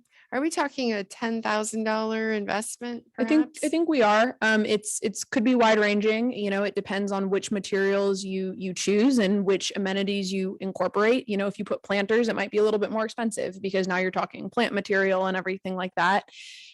We have heard anecdotally that some of the structures in town were about $10,000 to build. I've seen ones that are significantly more than that. Through this research, we've looked at parklets far and wide. I've seen some that are, $20,000 to build. The temporary one that we had put, if you recall, a handful of years ago, was closer to $20,000. So we have that piece of data from our own experience building one. So it really ranges. We tried to, in our guidelines, choose guidelines that would be fairly easy to implement. And through our design, we would hope that we specify details and materials that are easy to source and aren't going to break the bank, if you will, but still have that aesthetic that we expect. Terrific. Last question, Mr. Dolan. A parking space is it's supply and demand, and parking spaces in Pleasanton are highly coveted oftentimes. Is there any idea that at the loss of a parking space, and you identified in the staff report 176, they could be, won't be, but could be, might qualify. What's the cost to the city to go find another parking space if one is now being rented out? Well, that's a loaded question. I mean, you know, if you're buying land and building a space, it's extraordinary. You know, just a surface space to build without land cost is like 20,000, 25,000 each. And if you're doing a structure, it's even more. So obviously the $1,000 that we're talking about isn't even close to the cost. But I think what we need to remember when we say there's 176 spaces that would be eligible, right now we've got, I think staff counted 20 parklets, and we're not convinced that once you do this permanent program and you have the startup costs of 10,000, that you're going to get more. You're probably going to get less. So it's only going to be a fraction, some percentage of the 176 that actually get built in due to the extra expense, and maybe it hasn't really proved that lucrative for everybody. Okay, we have like a park and lieu fee, right? If somebody starts a business, there's a park and lieu fee. If they don't provide, I thought it was $10,000. Yeah, it has to be approved. We don't charge what it would cost us, but it's substantial per space.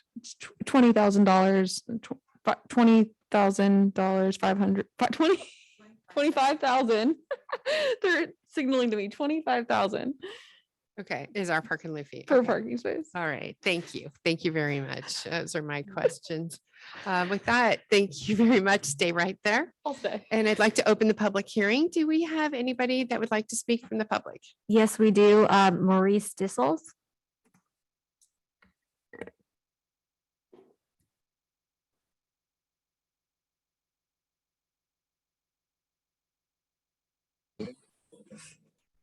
Hello. Hello, welcome. Welcome to our city council meeting. Hi. Am I the only speaker? Right now you are, one at a time. I know. Well, my ask remains the same. I would ask that it sounds to me, listening to the presentation tonight, that there's still quite a bit to be done with getting all of this stuff together to arrive at a parklet program. And this, we are then suggesting to scrap this program come January 7th. And I'm reminded that 4 years ago that the city were planning to close Division Street where Experience Burma was, and allowed those two businesses, I believe one was an ice cream business, to then build parklets and have outdoor dining. And it's 4 years later, and that hasn't been done. So my concern still remains the same, and that is we are removing this maximum arbitrarily without having a finished, completed product in place that we can then hand off to the businesses, that they can continue to be viable, to survive in this really rough and tumble time that we find ourselves in, right? But I'm encouraged because of the part of the report I read that there may be some allowances for variances in some of the existing park space. And I can tell you that based on the initial permitting process that OYO followed as a guideline, we have met 95% of those requirements in terms of aesthetics, materials, structure. I know there was some conversation earlier about the vertical load, and I think if I'm not mistaken, we built ours to over 200 pounds and plus. So we went above and beyond that requirement. And,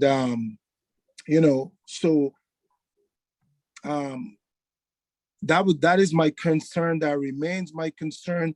I don't see why the city could not extend the parklet program maybe in 2-week increments until we get closer to having something in our hands, something we can hand off, something we can get started on. And, I look forward to seeing where this takes us. So that's all I have. Thank you. Oh, that's a lot. Thank you very much. We have no other speakers. Okay, you were the only speaker. Okay, thank you. I never know for sure. Sometimes people put their hands up and they want to speak and they come up with some ideas at the last minute. So, all right, with that, I'll close the public hearing. Thank you, Maurice, for calling in. I bring it to the council, and I know you did not speak earlier, Councilmember Arkin. Would you like to start? Sure. I do have a couple of quick questions as I'm listening to others here. So a question I have is it's one of your recommendations on the first one about should the city pursue, capital improvement project for the lighting. So I do like the suggestion of the solar battery operated lighting being required. Are those two things mutually exclusive, or could we do that and then also consider Yes, and so that's actually what we would suggest, is that when they kick off, to allow the businesses to start, and have some form of lighting, battery and solar would be the way. And then perhaps down the road, if we determine that tapping off of the city lights is an option, then we can provide that as another option. So then you can start having plug-in lighting and things like that. Location of street light and proximity to parklets is also something that would need to come into play. So perhaps not every parklet would have direct access to a street light. So not mutually exclusive. In fact, we would recommend the battery and solar until the CIP is done. Okay.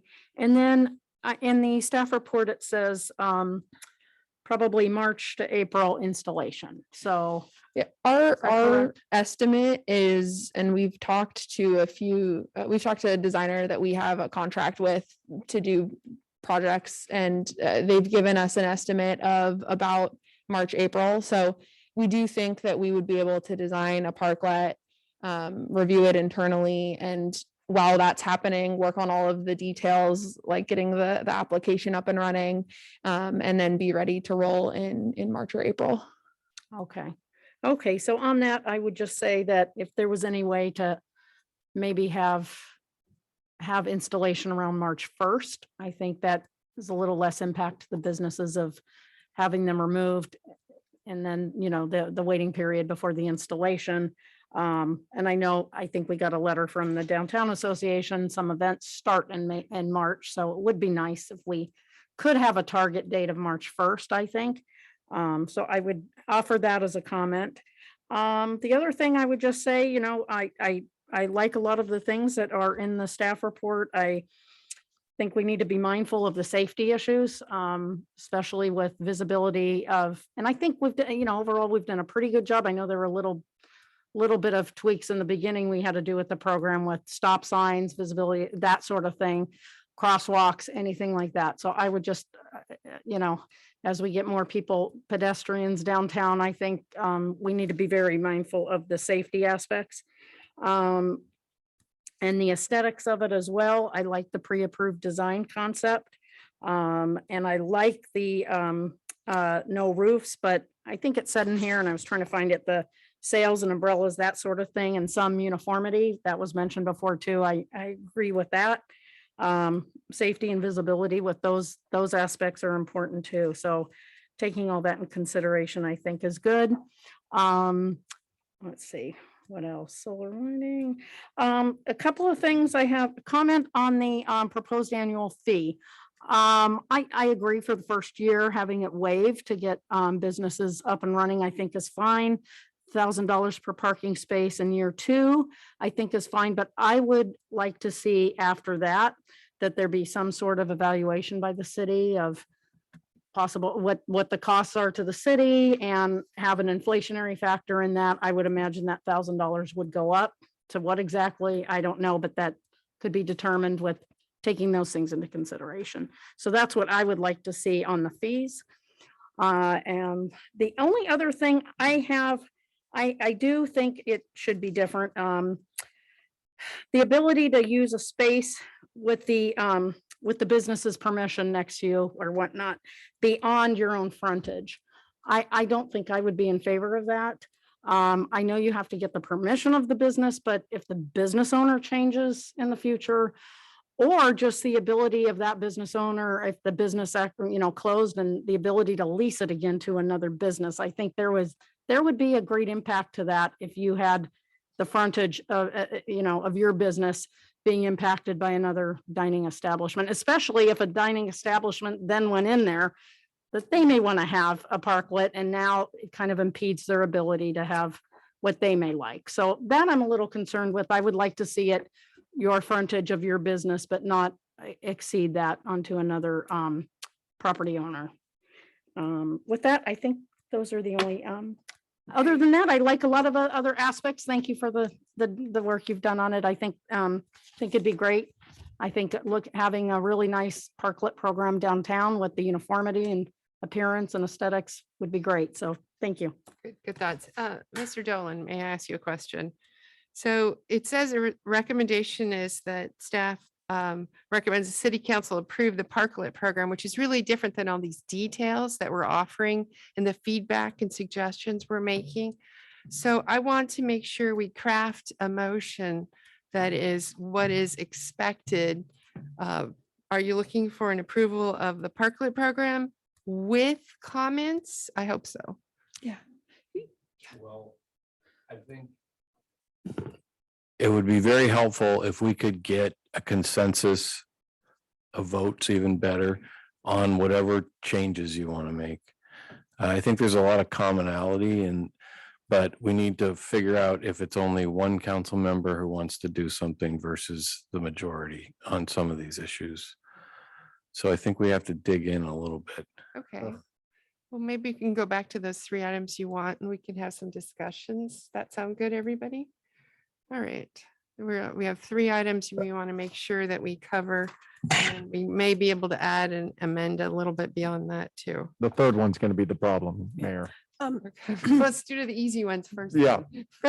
Mayor, could I ask a question? Could we have Megan go through the timeline? I'm Agreed. now a little bit confused because I think we all want these put back sooner than later, but I think I heard that going through the design, giving the design out, allowing time for build is maybe not being realistic. So I think it would be helpful if she could, or somebody from Yeah. staff could walk us through that, please. So our understanding is that we could have a draft design in staff's hands by the end of January to review internally. We'd need building, engineering, planning, everybody to take a look at it, make sure that it meets all of the standards that we have set forth.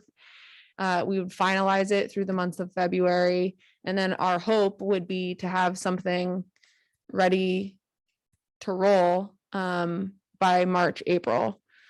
I think March 1, if I'm being frank, is going to be a challenge. March 1 is at the very front of our March, April estimate, but we do think March, April is the time frame when we could start allowing the program to, begin. So if I could, if the design is going to be finalized by the end of February, a restaurant would need the time then to build. Correct. So, and get their permit and all that. So realistically here, we're probably talking April 1 or May. Could I ask a point of clarification Yeah. on that as well? Help yourself. So staff, you're talking about the standard design. Correct. I am, just to be clear, I'm moving to allow a design standard that an applicant can bring forth complying with a list of standards, I guess I'll say it like that, because that's how I was imagining these grandfathered projects being able to come right back on once we did the street maintenance, right? They may or may not conform with our pre-existing. So can that be done sooner? Because that's different than coming up with a Lego kit. Sure. Parklet. If the council decides on, approving the program tonight, we in concept would have what those guidelines are. And we'd be able to say, do you meet these guidelines, applicant? Okay.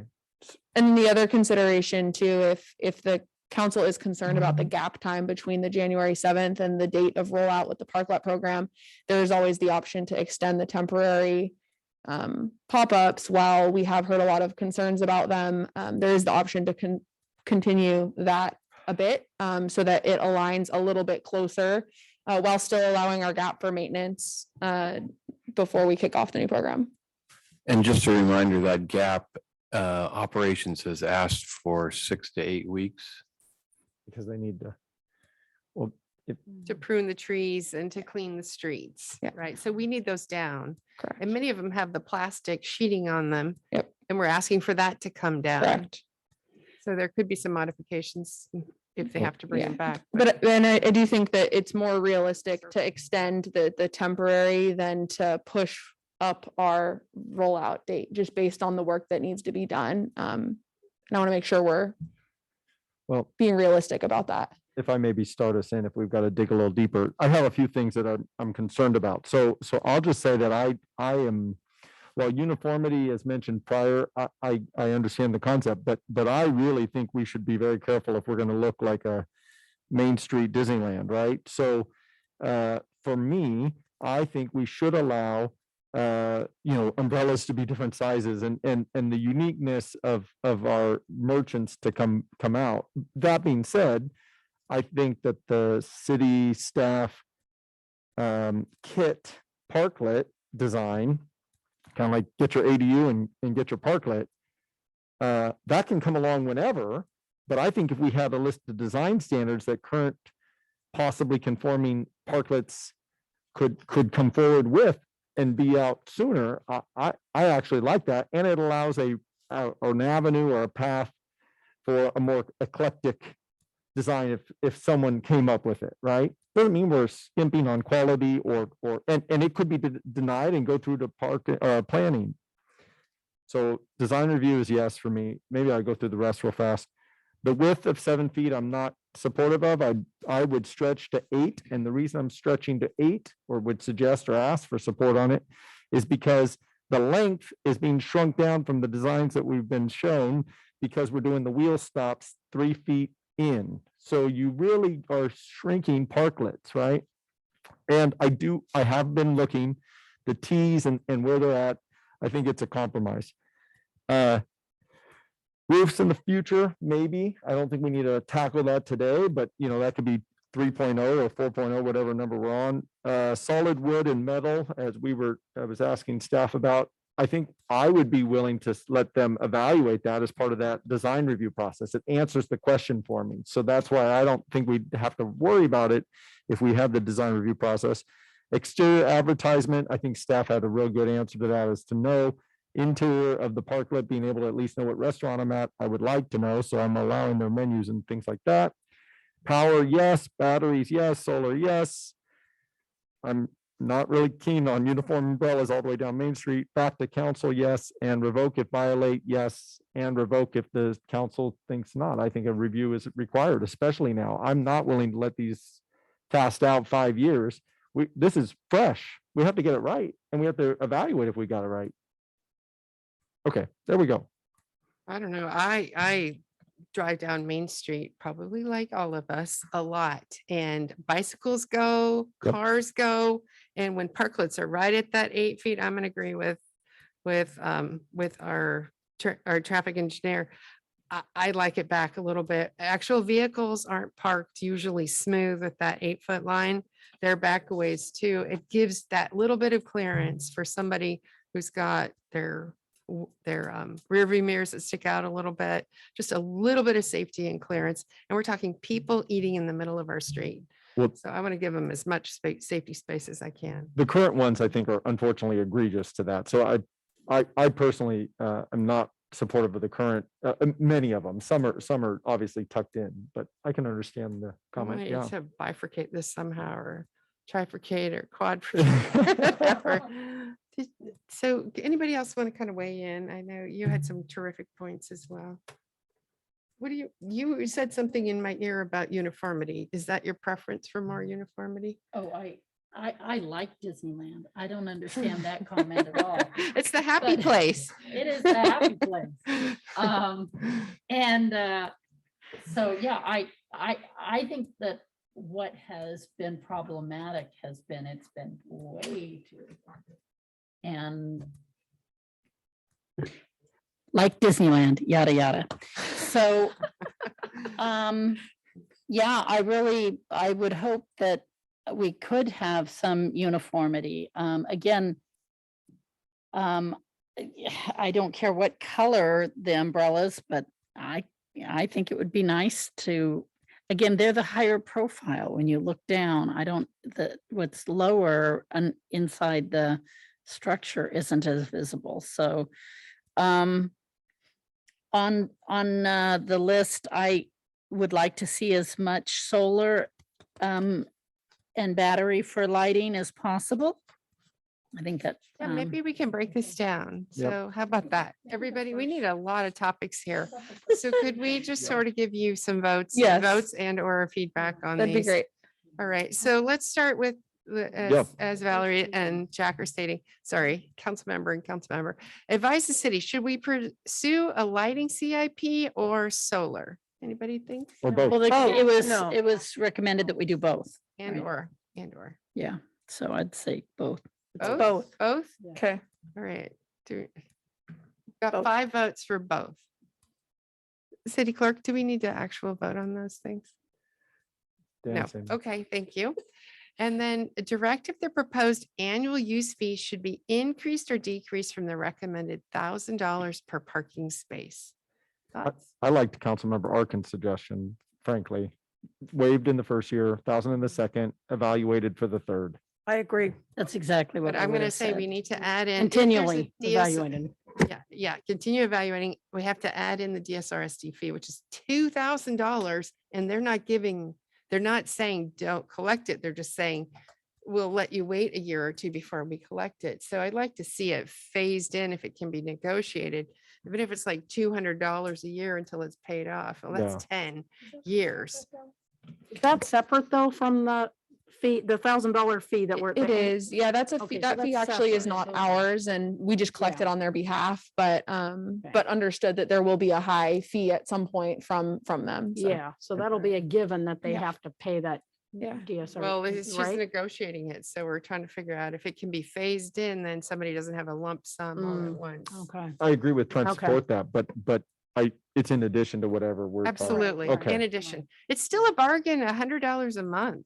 It isn't even for- $100 a month. It's- yeah. It's not Well- even, but you remember you have 3 months you can't use. There is a period of time where you're gonna do street maintenance and Wow. trees. So approximately 2 months. So that's, I got $100 for the Yeah, 10 months. still a deal. It's a bargain. so I'm gonna just Clarification, since you just said that, are those during the maintenance, that doesn't mean removal again. correct. It just, the parklets would be able to stay there. It's, but they wouldn't be able to be used. So no people, no furniture, because if tree limbs fall, we don't want people or things that can break in I them. agree. Are you envisioning kind of a pulling out so there can be a clean? Because what if there's street surfacing needed? Yeah, so for street surfacing, it might actually have to be removal. I mean, there's certain things that we can't avoid. If there's a utility that needs maintenance that's directly underneath the parklet, we can't avoid those. So we would build into the agreement that in the event of those things, that the business would need to remove the parklet.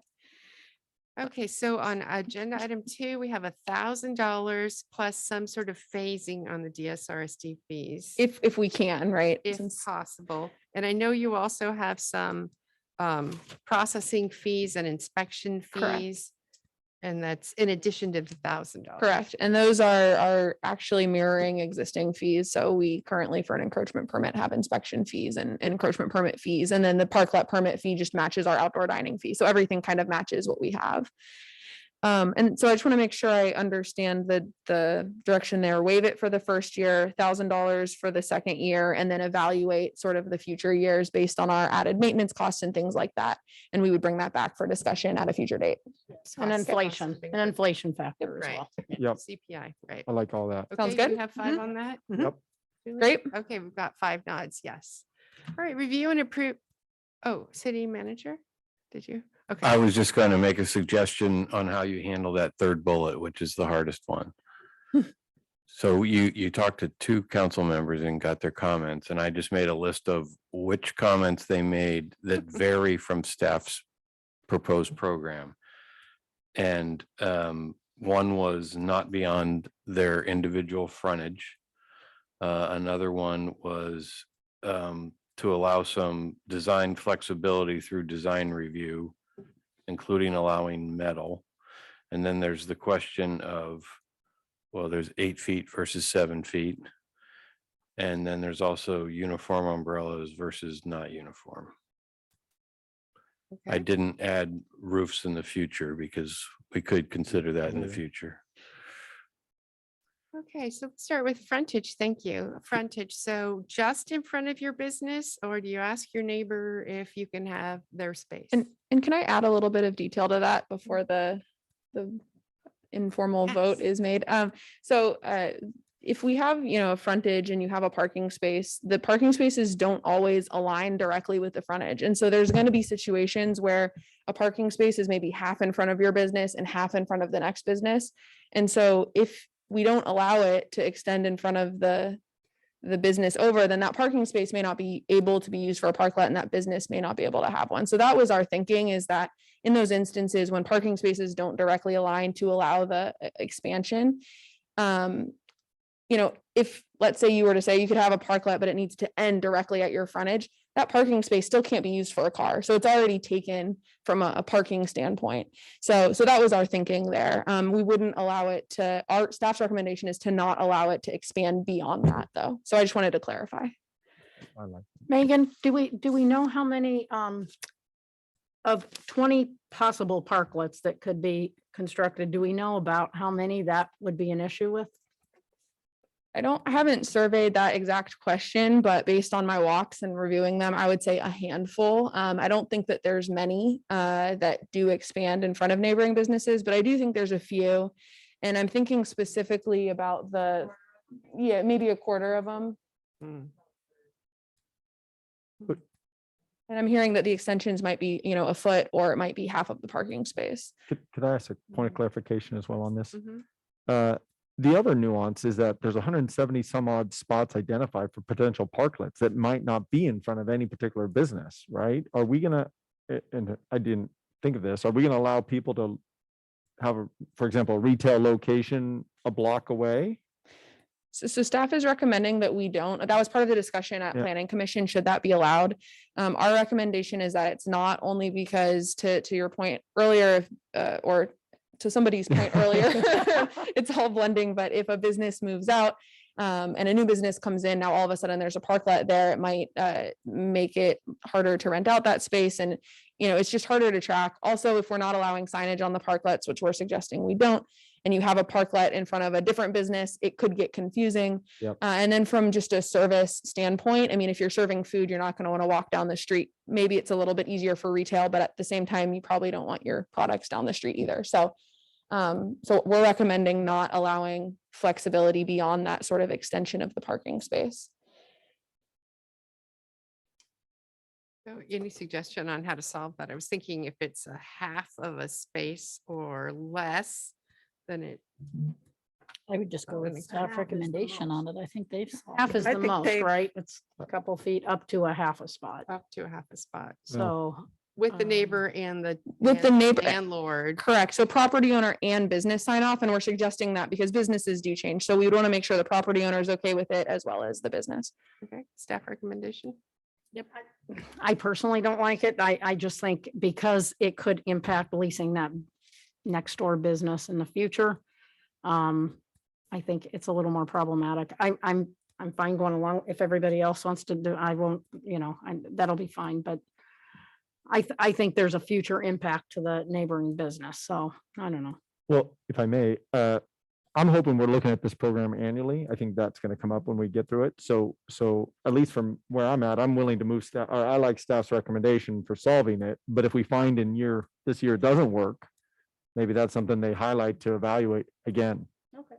Yeah, I think Yeah. there'll be things we haven't thought of here, or things will come Exactly. up and We're doing just this from the revisit it. dais again, but I agree with you. I wouldn't want somebody to have a whole parklet right in front of The my whole thing. business. We've certainly heard as Mr. Dolan stated that the retailers aren't always in favor of these Yep. things. Yep. So we'll be very cognizant of the retailers. Okay, so we will use staff recommendation for the frontage. Do we have 5 on that? yes, Okay, yes, we have 5 for staff recommendation with cognizant, very much aware that you don't want to damage businesses that are adjacent to you. correct. Okay, design review for the wood and wood-like material, including potentially metal for the non-standard. Yeah, so Yes. if I may, I'm understanding from staff that they're coming up with a kit, right? A kit parklet. And I would just like a design review avenue for anyone that would think of something that would not be in that kit. My case in point example of it is they mentioned there are some parklets that are possibly conforming. They would need some more information to confirm. Well, those may or may not align with the kit. The second reason I like it is that it allows potentially an earlier restoration date or access date for some of those. And I think there's some cool designs out there that we may really like. Yeah, I agree. These would go through the planning commission. No, it'd be Zoning design- administrator. It'd be Wanted to zoning go through the administrator. zoning administrator. And then okay. could be appealed, right, to planning and. Yeah. Linda, she's, Oh, our zoning administrator in the flesh. Hello, Melinda Dennis, Planning and Permit Center Manager. Just point of clarification with that, just so some of our listeners are maybe also aware. If you'd like to go with that approach, and we can certainly do staff level design review, but there is a second component to that, and that would be the building plan check and review. So for the existing ones that are out there, we don't have engineering, so they would need to provide either by an architect or an engineer drawings, information showing that they're meeting all the specifications that we've outlined. It's not a simple, oh yes, we meet it, it was built to these standards. We do need to see those and we need to review those, and we can do that in-house. We have a staff capability to do that plan check in-house. So there would be a 2-step process: design review and then plan check. And if I may, can I ask a follow-up question to you? The concept of uniformity, I get that concept. I don't want to branch too far out to where we are now, of course, right? So can the design standards that we've already discussed still gain a greater degree of uniformity? Have we, for example, we just went through SB 9 processes where we're designing opaque windows on the second floor, looking at, we don't have to do that level for this, right? This is a parklet on a street. Yes, correct. And as Megan described, with the pre-designed, we want to be able to have, a menu of options, right? So that each business can have, their choice for their menu option. But at bottom line, the structure, actually don't call it structure, the building, the platform is engineered properly. And so in the end, your patrons sitting in there are going to be safe if there is potentially an impact. But yeah, our intent is that they would not go through using the city's pre-approved design. They would not have to go through building plan check review. It's just checking the box, but of course they are still getting the encroachment permit. So I still support the design review. I do too. I still think we need to have that option. Can I just ask, but if we have a pre-approved design, that still means that there can be some, I thought I heard you say, Megan, that there is still some flexibility, like for instance, I think on some of these pictures, there's like the shrub containers. Well, one may not want to do the shrub. So there is the ability to have some flexibility within a pre-approved design, correct? Okay, so I'm trying to figure out why. But it'll take longer because they're going to design it. They're going to go out to get it designed. So you're looking at, late March to April. That's part one. And part two is It's IKEA furniture, right? You're choosing what you want to pick off and put on. It's all modular, right? And all I'm saying is, just would like to have an opportunity that someone thinks of a design that might be actually better.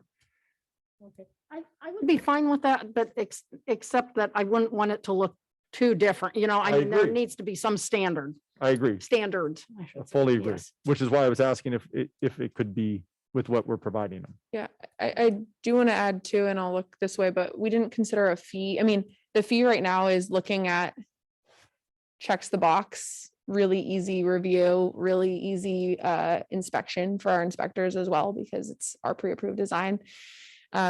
Design review does have a little bit more of a time component, so I don't know if we would want to have an additional fee for ones that go through that or not, but I'm going to look to Melinda just to see if that's something that we would need to consider or not in this discussion. I was just updating the fee schedule, but I don't remember what the minor design review fee is. But It should apply. I was I gonna would say a number, agree. but I Just think make it correct. apply. So we do have a planning minor design review minor, and that would be our suggestion to apply that for the step one. Fine. And then step two, plan check review would just be our standard plan check review, and hourly rate, I think, is like 130 plus then permit fees. Okay. I'm fine with that. Yeah, I'm fine with that. I mean, if you think about it, any restaurant is going to come and they're going to get the standard set of plans and they're going to build the platform using that plan, which is one of the things where you've got to measure the pounds per square foot for the load.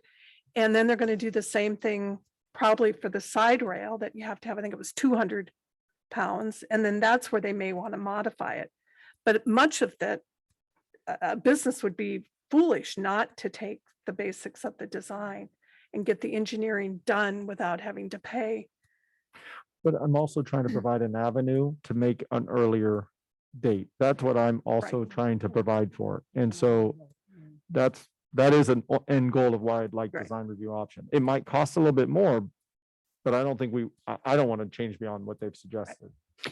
Jack, didn't we hear that it would be easier to extend the temporary parklet deadline as opposed to an earlier date?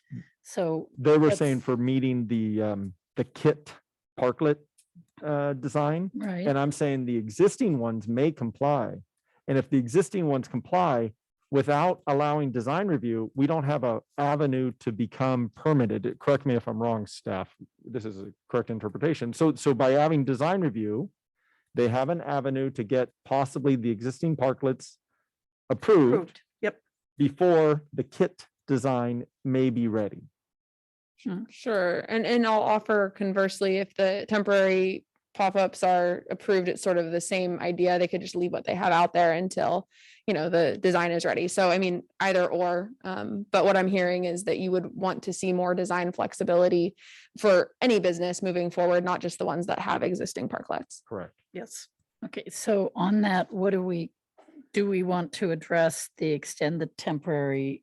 I heard that from Yeah. speaker, and I also hear that from staff, that extending that temporary period Beyond might January be 7th. the easier way, and I think it takes some of the pressure off them trying to meet a March 1st deadline versus an April deadline. No, I'm ready for those parklets that are worn, torn plastic to come down. Yep. I was going to let the mayor decide that, but I didn't know if we wanted to get through the rest of the design elements. We need to work on that. So we kind of jumped ahead, but we can come back to that. So On the design review, it would just, because if there is a design review with some flexibility, I'm assuming the safety aspects would be taken into consideration with different materials and that. sort of thing, Definitely. right? We would require plans that we could check. We have, as Melinda mentioned, plan checkers that would actually look at the the codes and look at all of the safety standards. And we would also have traffic, of course, review it and make sure that everything complies. Really, I think the bigger variable, would be the aesthetic, how it looks. And so there might be some allowance to go beyond what we have envisioned in our pre-approved. Okay. All right. We're coming up to 11:15. Okay. So we've got design review as approval. We've got 5 agrees that we're going to Did- allow. Did I hear design- 5 agrees on that? 5 Okay. agrees. Mhm. Yes, Okay, let me make a note of that. Okay, got it. but still like that uniformity. Well, We they want they can apply Disneyland. standards. The very standards. best, yes, exactly. All right, 8 foot right up to the parking lines. Yes. Or Could the you go, could you tees, show your slide with or the 7 slide 9, feet. please? Tell me when I get there, if We you don't mind. compromise at 7.5. 7.5. Is it the one with the You got pictures? Split the baby. So I'm a supportive Like- of, I'm going to support our own staff recommendation of 7 feet. I like 8. Oh. I agree that we're getting awfully small. And Wh- Well, I'm worried about the safety with pedestrians and bikes especially. I think it's a little precarious down there sometimes. So I would agree on the 7 feet. I mean, I understand 8 feet might, enhances the parklet, but the safety is to me first and foremost. So I'll go with 7 feet. You're in the middle of the street. Yeah. I would just worry about offer that. that almost every parklet, if you walk down there, is beyond, They're all beyond. they're all beyond the, How are The we going to make tees. sure that never happens? what's that? How to So make they're sure well that- beyond 8 feet. I'm sorry, even. could we go to the other slide, which is staff's design? It's on slide 6, so it's 3 up. Sorry, Can I ask, have we right there. evaluated how many tables can now fit in what we're talking about versus what is currently there? A restaurant owner was talking to me about how this is going to impact how many tables they can manage out there. Or by 7 feet, are we significantly changing because I would guess with 8 feet, you can do 2 tables with a space in between them. We haven't looked at the difference between 7 and 8 and if that would completely knock off a table. We also haven't gone out and measured each parklet that's out there today, if it's at 6, 7, 8, or even 9. Some of them go all the way out to the line, not just the T. They go way past. Well, that's definitely wrong. Yeah. But going all the way out where a vehicle is parked, they usually don't park right on the T. I think, a case can be made for either 7 or 8. We've recommended 7 because we felt like it was a little bit more comfortable in that travel lane and allowing for the cars and bicycles and everything that occurs to happen and feel pretty comfortable. But going out to the T, going out to the 8 foot could work. It would work from a traffic standpoint. We have a little bit of concern when we get to the side streets that are a little bit more narrow, particularly. So on Main out to the 8 foot might work a little bit better than on the side streets. So I just wanted to note that, and staff did recommend 7 because we did feel like it was a more comfortable width. Got to keep consistent here. Got to make it all the I same. understand. And my, if I may, course, go the for it. the nuance is that one of the slides that was presented, I think it was a little before this, actually showed a profile view or an elevation view. And it showed the diner in the sidewalk because the parklet was too narrow. Right there. Look at that. He's over the gutter on the lowest picture. That's technically, he's over the curb. I love your slides, by the way. I thought you were trying to show that it needs to be flat. I'm Yeah, showing that This it's was too- showing something else, but point She made. was trying to show the crown of the road, but I was looking beyond because I was observant that he's in the, he or she is in the sidewalk right away. Got an 8 foot, you're sticking with 8? I would soften a little prefer bit? it, but Can I you don't want to soften make it. 7.5? I'm at 7.5. I'd go 7.5. 7.5. Split it. Okay. It's a split the difference. But I don't have a basis other than this photo on the lowest. And I'm trying to give them my The nuances. basis of Mr. Tisano who said, nah. Mr. nah." Tisano is going to give me 2 feet instead of 3 on curb stops if I could see him.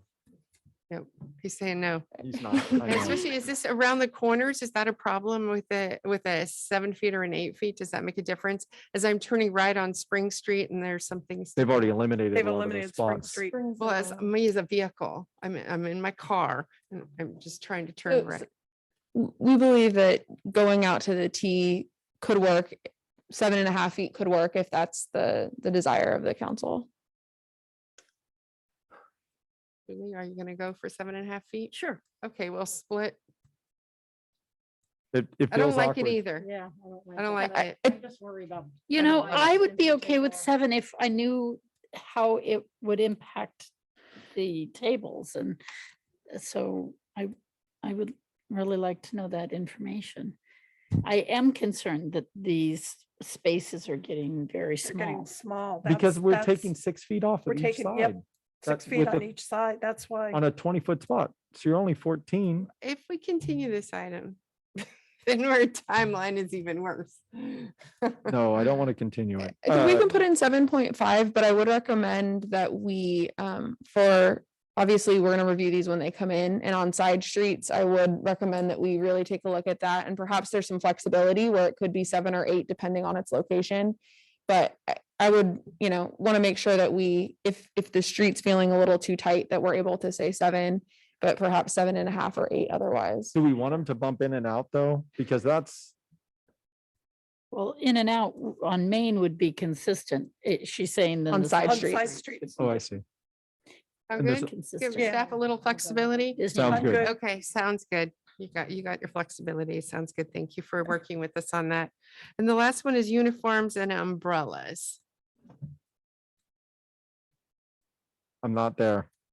I'm not going to dictate to a private business that they have to buy an umbrella from Costco that matches exactly X, Y, and Z. I go back, excuse me, I go back to the downtown specific plan. And one of the things that we heard over and over again was the eclectic nature of downtown, of our streetscape and everything. And I get a little worried that if we get too uniform, we walk away from that, because these things do block some of the architecture and the features on the building. And I like to see the creativity in some of them. We've seen some of the owners do nice things. And so I'm not real, I don't want to get into dictating the umbrellas and this, what do they call them, the sails. Well, I think there should be some uniformity with it, because if it gets all too different, then I think that really takes away from the aesthetics of the downtown. So some uniform, there has to be something with that to me. And one option is we could do a range of, like a palette, where we say a range of colors, but certain colors would be excluded. That could be an option. Are we talking umbrellas to sails or are we talking colors? Because those to me I are think really it's the different. color of umbrellas is what I was hearing. Yep, you say but the sails, those are just those tarpy things, right? Yeah, like, I think they have them at Elia on the patio there. And they have Yeah, them, they have 'em on Elia. and they have them at, their Blue Agave. And then Blue agave. the dairy has the They're on their umbrellas. sites, not on Yeah. the The street. dairy has the umbrellas hung up in a row. at These the are li- not in the street, right? Correct. Correct. The Right. the So dairy's what- on their I line. think on the street, we'd have something different, and I don't want something that's blocking the view with a big sail. I guess I'd be concerned about having, I don't think they all need to be the same color, I don't either. but I wouldn't want a sail there. I'd rather see umbrellas. I like the idea of having a certain approved palette, so maybe there is some flexibility with color, but I wouldn't want to see, to me, I wouldn't want to see a whole range of colors of all umbrellas down Well, I Main mean, I Street. wouldn't want to see a hot pink. I wouldn't want to see the colors turned into be a draw or a Blues and greens. focal point. So maybe a limited palette. Sure. Is that gonna work for you too? Why don't we let them, Disneyland? why don't we let them come up with Yeah. it? Why don't we let staff come up with a standard design guideline? I'll let But staff not sails. decide. Let's stick with umbrellas. Okay. Well, so sails are in here though. It is. Sails are in here. But isn't that more like a roof, a sail? No, I know it's not it's a permeable roof. It's like an umbrella stretched on 3 sides, right? Yeah, I'm looking for visibility. I think it kind of hinders visibility. Is that a concern of yours? Well, we looked at them slightly differently. They wouldn't occupy the whole space. They probably would be, triangular and occupy a piece of the space. Another thing was that they're a little bit more sheer, see-through. They're not, a solid structure that's built. So we had thought that it would be a consideration that we would allow. Frankly, in year 1, I think you let staff come up with it, see what comes up, and then you adjust it for year Adjust. 2 year Once two. people have invested in them, it's Yeah. hard to take Yeah. it back. They're gonna be sunburnt anyways. You're gonna need new ones I- for next I year. like anyway. I'd rather not umbrellas. have sales, but I'd rather I- have umbrellas. Are yeah. are you umbrellas? Okay, we have 3 umbrellas, sorry. No problem. All right, okay, but we'll let staff choose the colors with a limited palette. Okay, all right. So my question to you, Megan, is did we answer all the I questions? think you did. I'm gonna look to Brian to see if we answered sort of the outstanding need to decide items. Everyone that was listed, although if you want to, the only one you really didn't talk about was the 3 foot on the ends, but Mike seems very inflexible.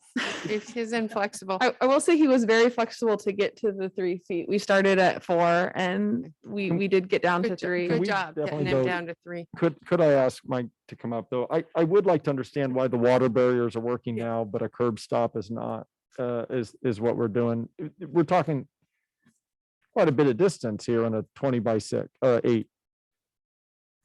Right, so the standard length that you have for a vehicle, so if you're a car that backs in or you're a truck that backs in, you're at 3 feet. There are some trucks that have 4 feet, right? So your curb, you actually hit the structure before you hit the curb stop.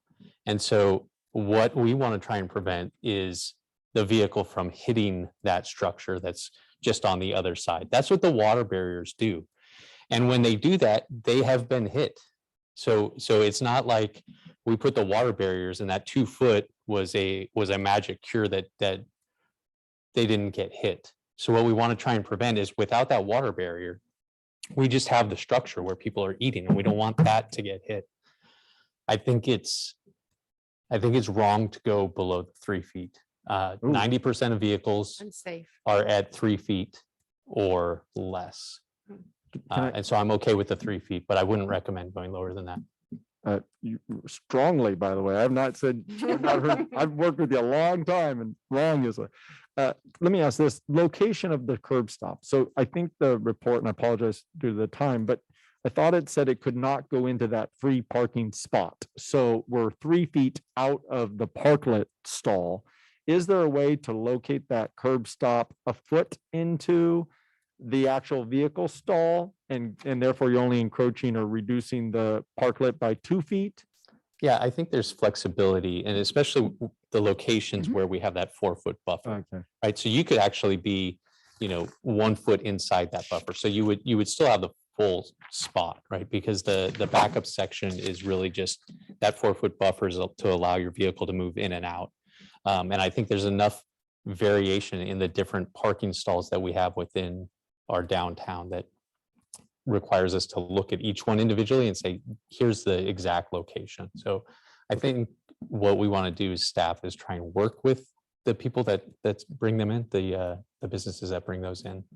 Okay, so I'm going to interpret, it sounds like if an applicant, a restaurateur comes forward and would like a parklet, they're going to identify the spot and then you're going to tell them the exact dimensions that their parklet can be accommodated for in that spot in front of their best business. Is that correct? Yeah, I think because previously we had where they could potentially go into the neighbors, right? So now that's completely, we don't just have the one cookie cutter. So it could be 44 feet that they have in total. It could be 40, it could be 36. And so I think they'll look for that direction from staff. Okay, so the reason I asked it that way, and I appreciate the clarification, is I do want to make sure we're not allowing more than the 40 feet maximum that I think was in the staff report, right? So you don't get a 44 foot parklet because you're on a 4 foot walkway type of access. Is that correct? Yes, sorry. Okay. Okay. Yeah, Right. actually, that solves a lot of my questions on it. So thank you. City Attorney, we have done a lot of head nods. Do you want a real vote on this? Yes, please. I think we got it. Yeah. Okay, you've got it. You know, Excellent. But is there any will to Timing? discuss grants? That never got discussed. Not tonight. It's not on the agenda. Well, no, it's part Oh, of it the was. discussion. Absolutely. On the agenda. Can It was- we also have to discuss the current ones and all of that as well, What we want to get with the current ones? Okay. temporaries. Yeah, I think we need to talk about the date. Based on what I'm hearing, you know, if a restaurant's going to take the standard plan and build it, they're probably looking at the April 1st, where they could actually put it in, install it. I But think what do you that's- want us to do otherwise? Well, no, I mean, I get that. So instead of January 7th, you know, maybe we're looking at the end of the month for these things, the end of January. So my nuance is you need all of them gone for 6 to 8 weeks for operation services. Right. So if I don't mind personally as well doing that, but then all of them would have to start April 1. And I was trying to provide through the design review process a way that some could be ready to go sooner. So you can't have those few go Right. sooner and yet let all of them go longer, because now you've really shortened it up, and that's not what I was intending to do. And can I, with all of them gone, I'm still confused on, we are going to create a program. We're going to have temporary, semi-permanent, and there will be regular maintenance done without having to remove them. So I'm a little confused still on why the all of them gone is necessary if there are some that meet the current standard and will come back in their current form. So I hate having a requirement that is simply a requirement without, you know, the need and the logic, because we're going to be doing maintenance on these without removing them in the future.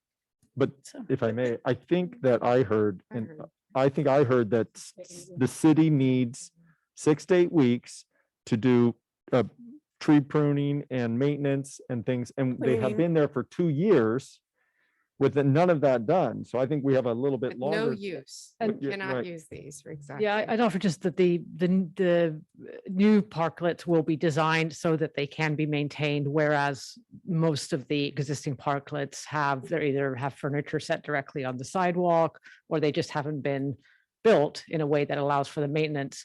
We also don't know what lies underneath the parklets that have been there for 2 years. So the clean slate, everybody takes their parklets away. And that gives us the ability to really do a comprehensive, thorough cleaning, maintenance, and then everything comes back in, and we're good to go for another. So my suggestion is that we do retain or maintain the January 7th removal date, and that we allow March 1 to be the installation date if you go through the design review process with an existing parklet, or you design one faster than the city's design process and you submit. So that they likely will not achieve that. I'm not trying to say that, but theoretically they could. They come back March 1st or later. I think that's the best we can do with what we have in front of us. I'm open to That's what suggestions. staff's saying is the best we can do. And that gives us that cleaning period, that tree pruning period, all the maintenance, and we are deferred maintenance. Right. 2 In years the with worst nothing. weather, right? Because otherwise Have you're you taking seen your March. your phone? It's like rain, rain, rain, rain, rain, rain, rain here coming up. Okay. All right. So that, does that That's where I'm answer at. the dates? I'm willing to It's hear not other. grants, but that's the dates. I thought I heard staff saying that delaying the removal was a better alternative, but maybe I misunderstood it. That was in reference to trying to push forward the date of having a pre-approved parklet, because I just don't think that that's possible. I think we've given a realistic time frame. However, if it's the approach of allowing design review as well, then potentially March 1, you could have, you know, an existing parklet or somebody design their own parklet and be up and running. How March 1. comfortable is that really? From in what way? From a staff perspective, are you going to be ready to have that design review process? Yeah, I think we can do it. I mean, we've started a handout, we've started with the agreement, we've started on sort of all the back end stuff that we would need to really have in place. We have an online submittal process already for other applications. I think it'd be pretty straightforward to plug and play this as a new application type in our systems. So I think we could get there and we could do it. Okay. I just don't think we can have the pre-approved design by March 1. Okay. I think it's the best we got. That's what. Okay. All right. So we have 5 nods on that one. Okay. All right. Yes, we have five agree. Now grant programs. Well, it was in the staff report about a question of whether there should be grants available to help with some of the creation cost. And yeah, I would like to have that discussion. Does You wanna anyone? Start are you in favor of it? I am. I'm in favor of it because there was that money that was set aside that we had talked about would be made available for local businesses. And we really struggled on how to, and we set aside, how much money was it? Jack, do you I remember? don't remember offhand, but I do, yeah. We set aside 3 million 3 million, right, that's for what a loan program. Right. And we expended 1.4 million, so there's 1.6. If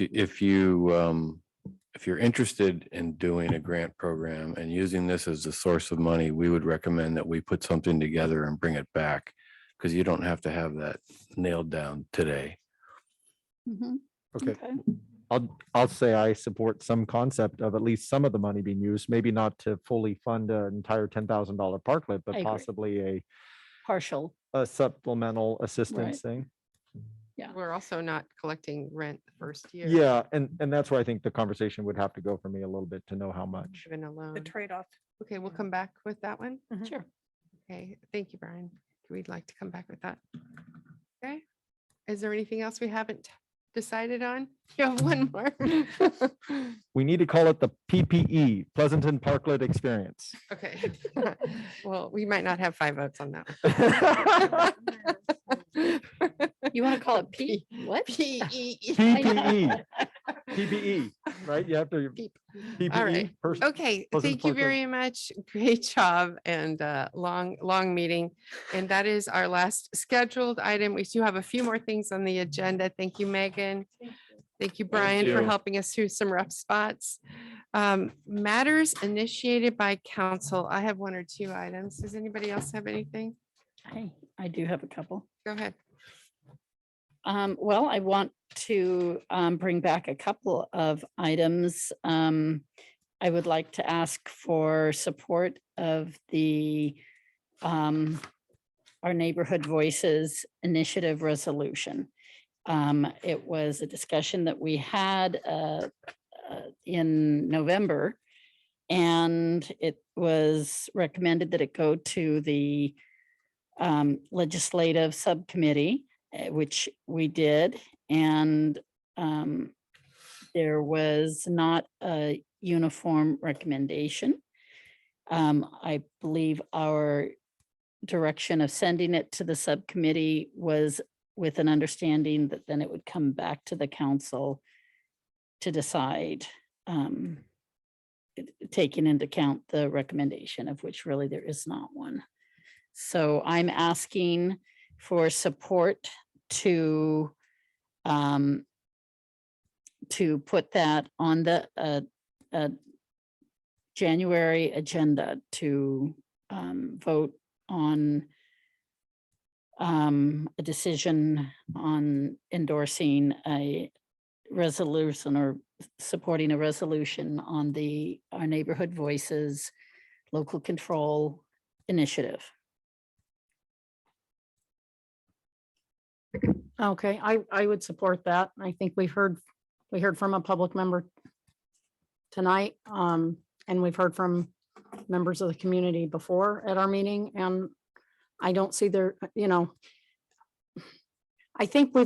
I believe we've all taken a stance with, concerns about SB 9 and SB 10. And, as a council, I think we need to, put our money where our mouth is, so to speak, and stand up, and we need to support this. So I'm absolutely in favor of it. And I think the only reason you wouldn't be is if you were in favor of SB 9 and 10. So, And put, thank you so for think that. about that. On that, I want to be clear that the initiative, what the initiative does is far more than SB 9 and 10. There are quite a number. It would be SB 35, the one that is actually SB 35 and density bonus law that are allowing the Harrison project to come Okay, we should be forward. careful here. Okay, so matters initiated, I will give you your third vote. And I absolutely, we've written lots of letters on behalf of this council for local control.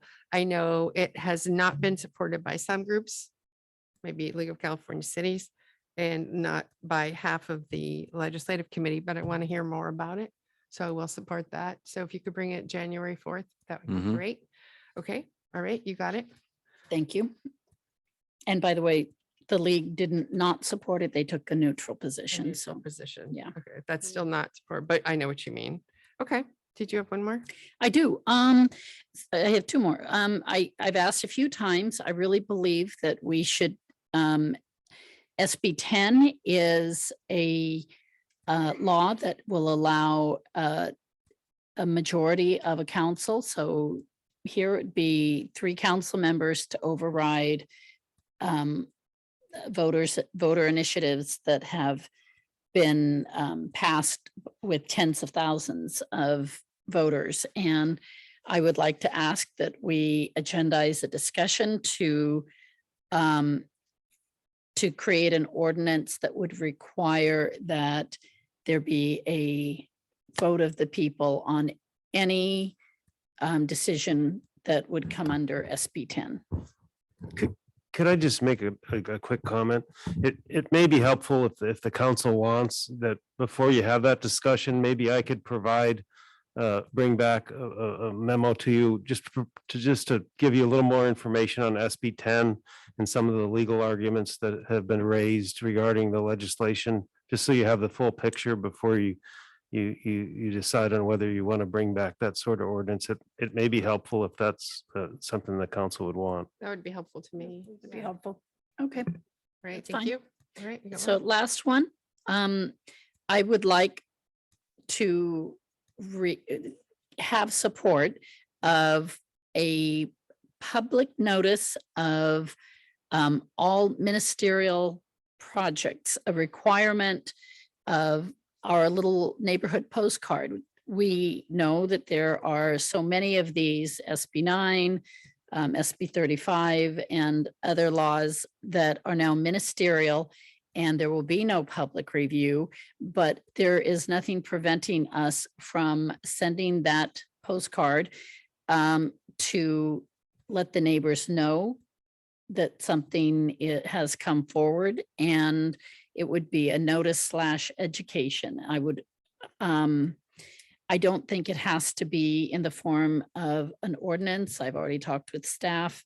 I just would like some support in it being a policy that when we get an application for a ministerial project, that there would be a notice / education piece that would go to at least 100 feet of neighborhood. Can I ask a question on that? Maybe Steph? Of course. I think you and I, when I was on planning and you were still a wee lad, there is a policy on this, on something that is pretty close to this. 100 feet. I don't recall what you're talking about, but I have talked about this with Vice Mayor, and we're not opposed to it. We can't imagine a situation where Harrison Street pops out of the ground and nobody knows that it was coming. So we believe that notice and education is appropriate. We have to make it perfectly clear that there's I know where there what it's the education is that don't come yell at council because they can't do anything about it. And That is it, right, exactly. Exactly. The education is, this is coming from the state. This is, Yeah. right. I do remember where it's from. It's from the cell towers. It's from the cell towers. We do a notice by a same thing, the cell, it wasn't on planning. It was a little later. Do you need a legislative act from us or? is- No, we're going to do it. Done. There Thank go. you. All right, thank you. I have one item I'd like to bring forward, and I think a few of you may have spoke to them. It's the Havana project, and it is a project that could be funded by CSCDA. Sorry, I forgot what the acronym is, but it's 223 units here in Pleasanton. And what makes it very exciting is you can earmark it for veteran housing. You can earmark it for teachers and PUSD employees or city employees. And it is for moderate and below moderate income. And we've looked at those veteran housing and we've always struggled. And this is units right here in town. There is a cost to the city. It's deferred property tax, but it has an option to provide housing for that very difficult, for actually Pleasanton veterans if we want to, and Pleasanton teachers. So have anybody heard of that and talked to maybe Mr. Guy Houston about it? CSCDAs I have, and I'm supportive of supporting the missing middle, right? Talking about bringing it to us and talking Yeah. about it. Yeah, I mean, I think we just have to be clear, though, that it doesn't help us with the RENA. It does though now. Actually, now they're saying it That does. law I so- just met with him. I just met with him and he said, no, it does not. I think that clarification and also the property tax, because I think Mhm. Dublin has a policy about the property tax forfeit or trade, if you want to call it that. So I think we Right. need to understand what Right. we could You- afford. You might be able to take from your lower income fund, something so creative. So we'd like to bring that back. Looks like we've Yeah, got I actually met support. with him and they've got a way where you don't lose property tax now. Okay. You don't lose the city's portion of the property tax. There you I've go. heard that too. So Okay, yeah, there well, might there's be been some changes. progress. Yeah. Okay, so that's Guy Houston's project at Havana. Right. But isn't Ivana's off the table? I thought the question that he wanted was to have us join the JPA so that they could then bring something forward.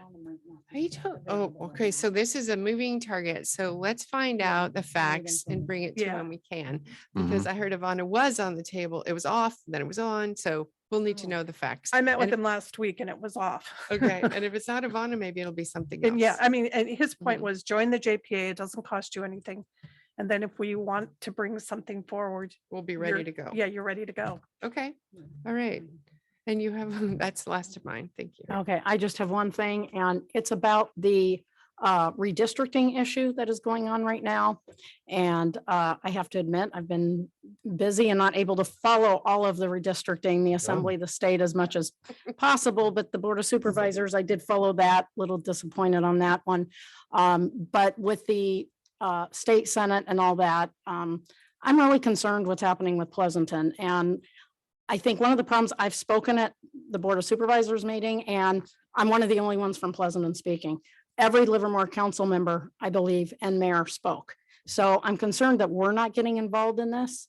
I don't know if I don't think any letters have been sent on our behalf, and we've never had any discussion on it. And I'm not even sure, it may even be too late at this point. I'm not quite sure on the Senate, but if there is some way we can bring something back, I don't think it has to be I think they all got too in certified. depth. I think it was certified. All Yeah, of I them thought we did? got It's all an done. email. But is it Becky can final? address this issue and where we've been and where we're at. Oh, thank you for staying, Becky, I thought this might come up. for this wee hour. The county redistricting is done. The state redistricting, the final maps have been submitted, and there's a three-day mandatory public review process. The mayor just signed a letter tonight with our Pleasanton comments, encouraging the Tri-Valley to stay together in all three: congressional, state senate, and state assembly. And then in the assembly district, this is recent because I have been watching it. They split Pleasanton into two districts, and so our letter opposes that. So that will be submitted tomorrow morning. As our comments, the Tri-Valley cities have been advocating since July. We've sent 3 letters and been advocating for the Tri-Valley region to stay together. So in regards to the county, we remained silent. We didn't advocate on that. Yeah, and I think maybe in hindsight, that was a mistake. I think we should definitely be heard no matter what what position we want to take. So maybe I think for future, anything like this, I mean, but won't happen for another 10 years with the census, I guess, but I think we need to be a little more active with it. Other cities certainly were. And unfortunately, I think it may have hurt us by not being as vocal as we should have been, but okay, thank you, Becky. I agree completely. And Becky, so it is not too, I did ask that a letter go out. And so thank you for getting that done so quickly. And I do feel that Pleasanton has been offered up like a sacrificial lamb and sliced into different pieces and disrespected. And it isn't too late for us as individuals to add additional voices. I really appreciate the letter, but perhaps you can send us that an email so we even have the content so we know, have a basis for how to send an email.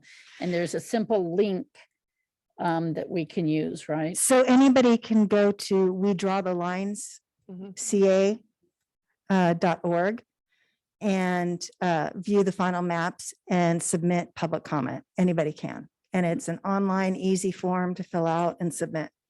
Right. So, but yes, I can send you that email in the morning. Our letter is not going to be from the Tri-Valley because there is or no. The letter is coming directly from Just Mayor from- Brown. it's only This representing letter I'm Pleasanton. submitting tomorrow is coming from Mayor Brown regarding the Tri-Valley cities staying together and our assembly district. We want to be in one district. Mhm.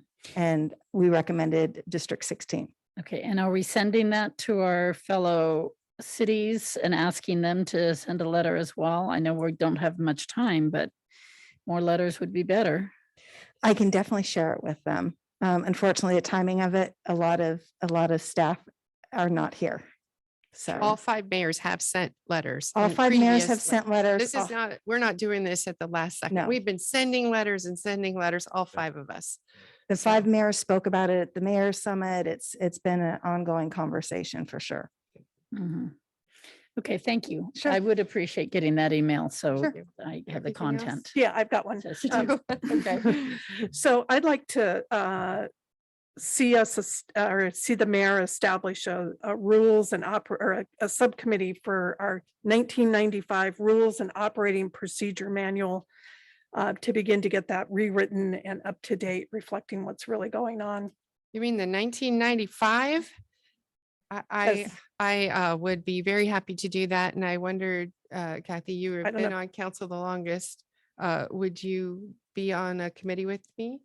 Sure, and we need to include the Ju- city Staff, attorney. of course. That is on the council's work plan. I've begun work on it.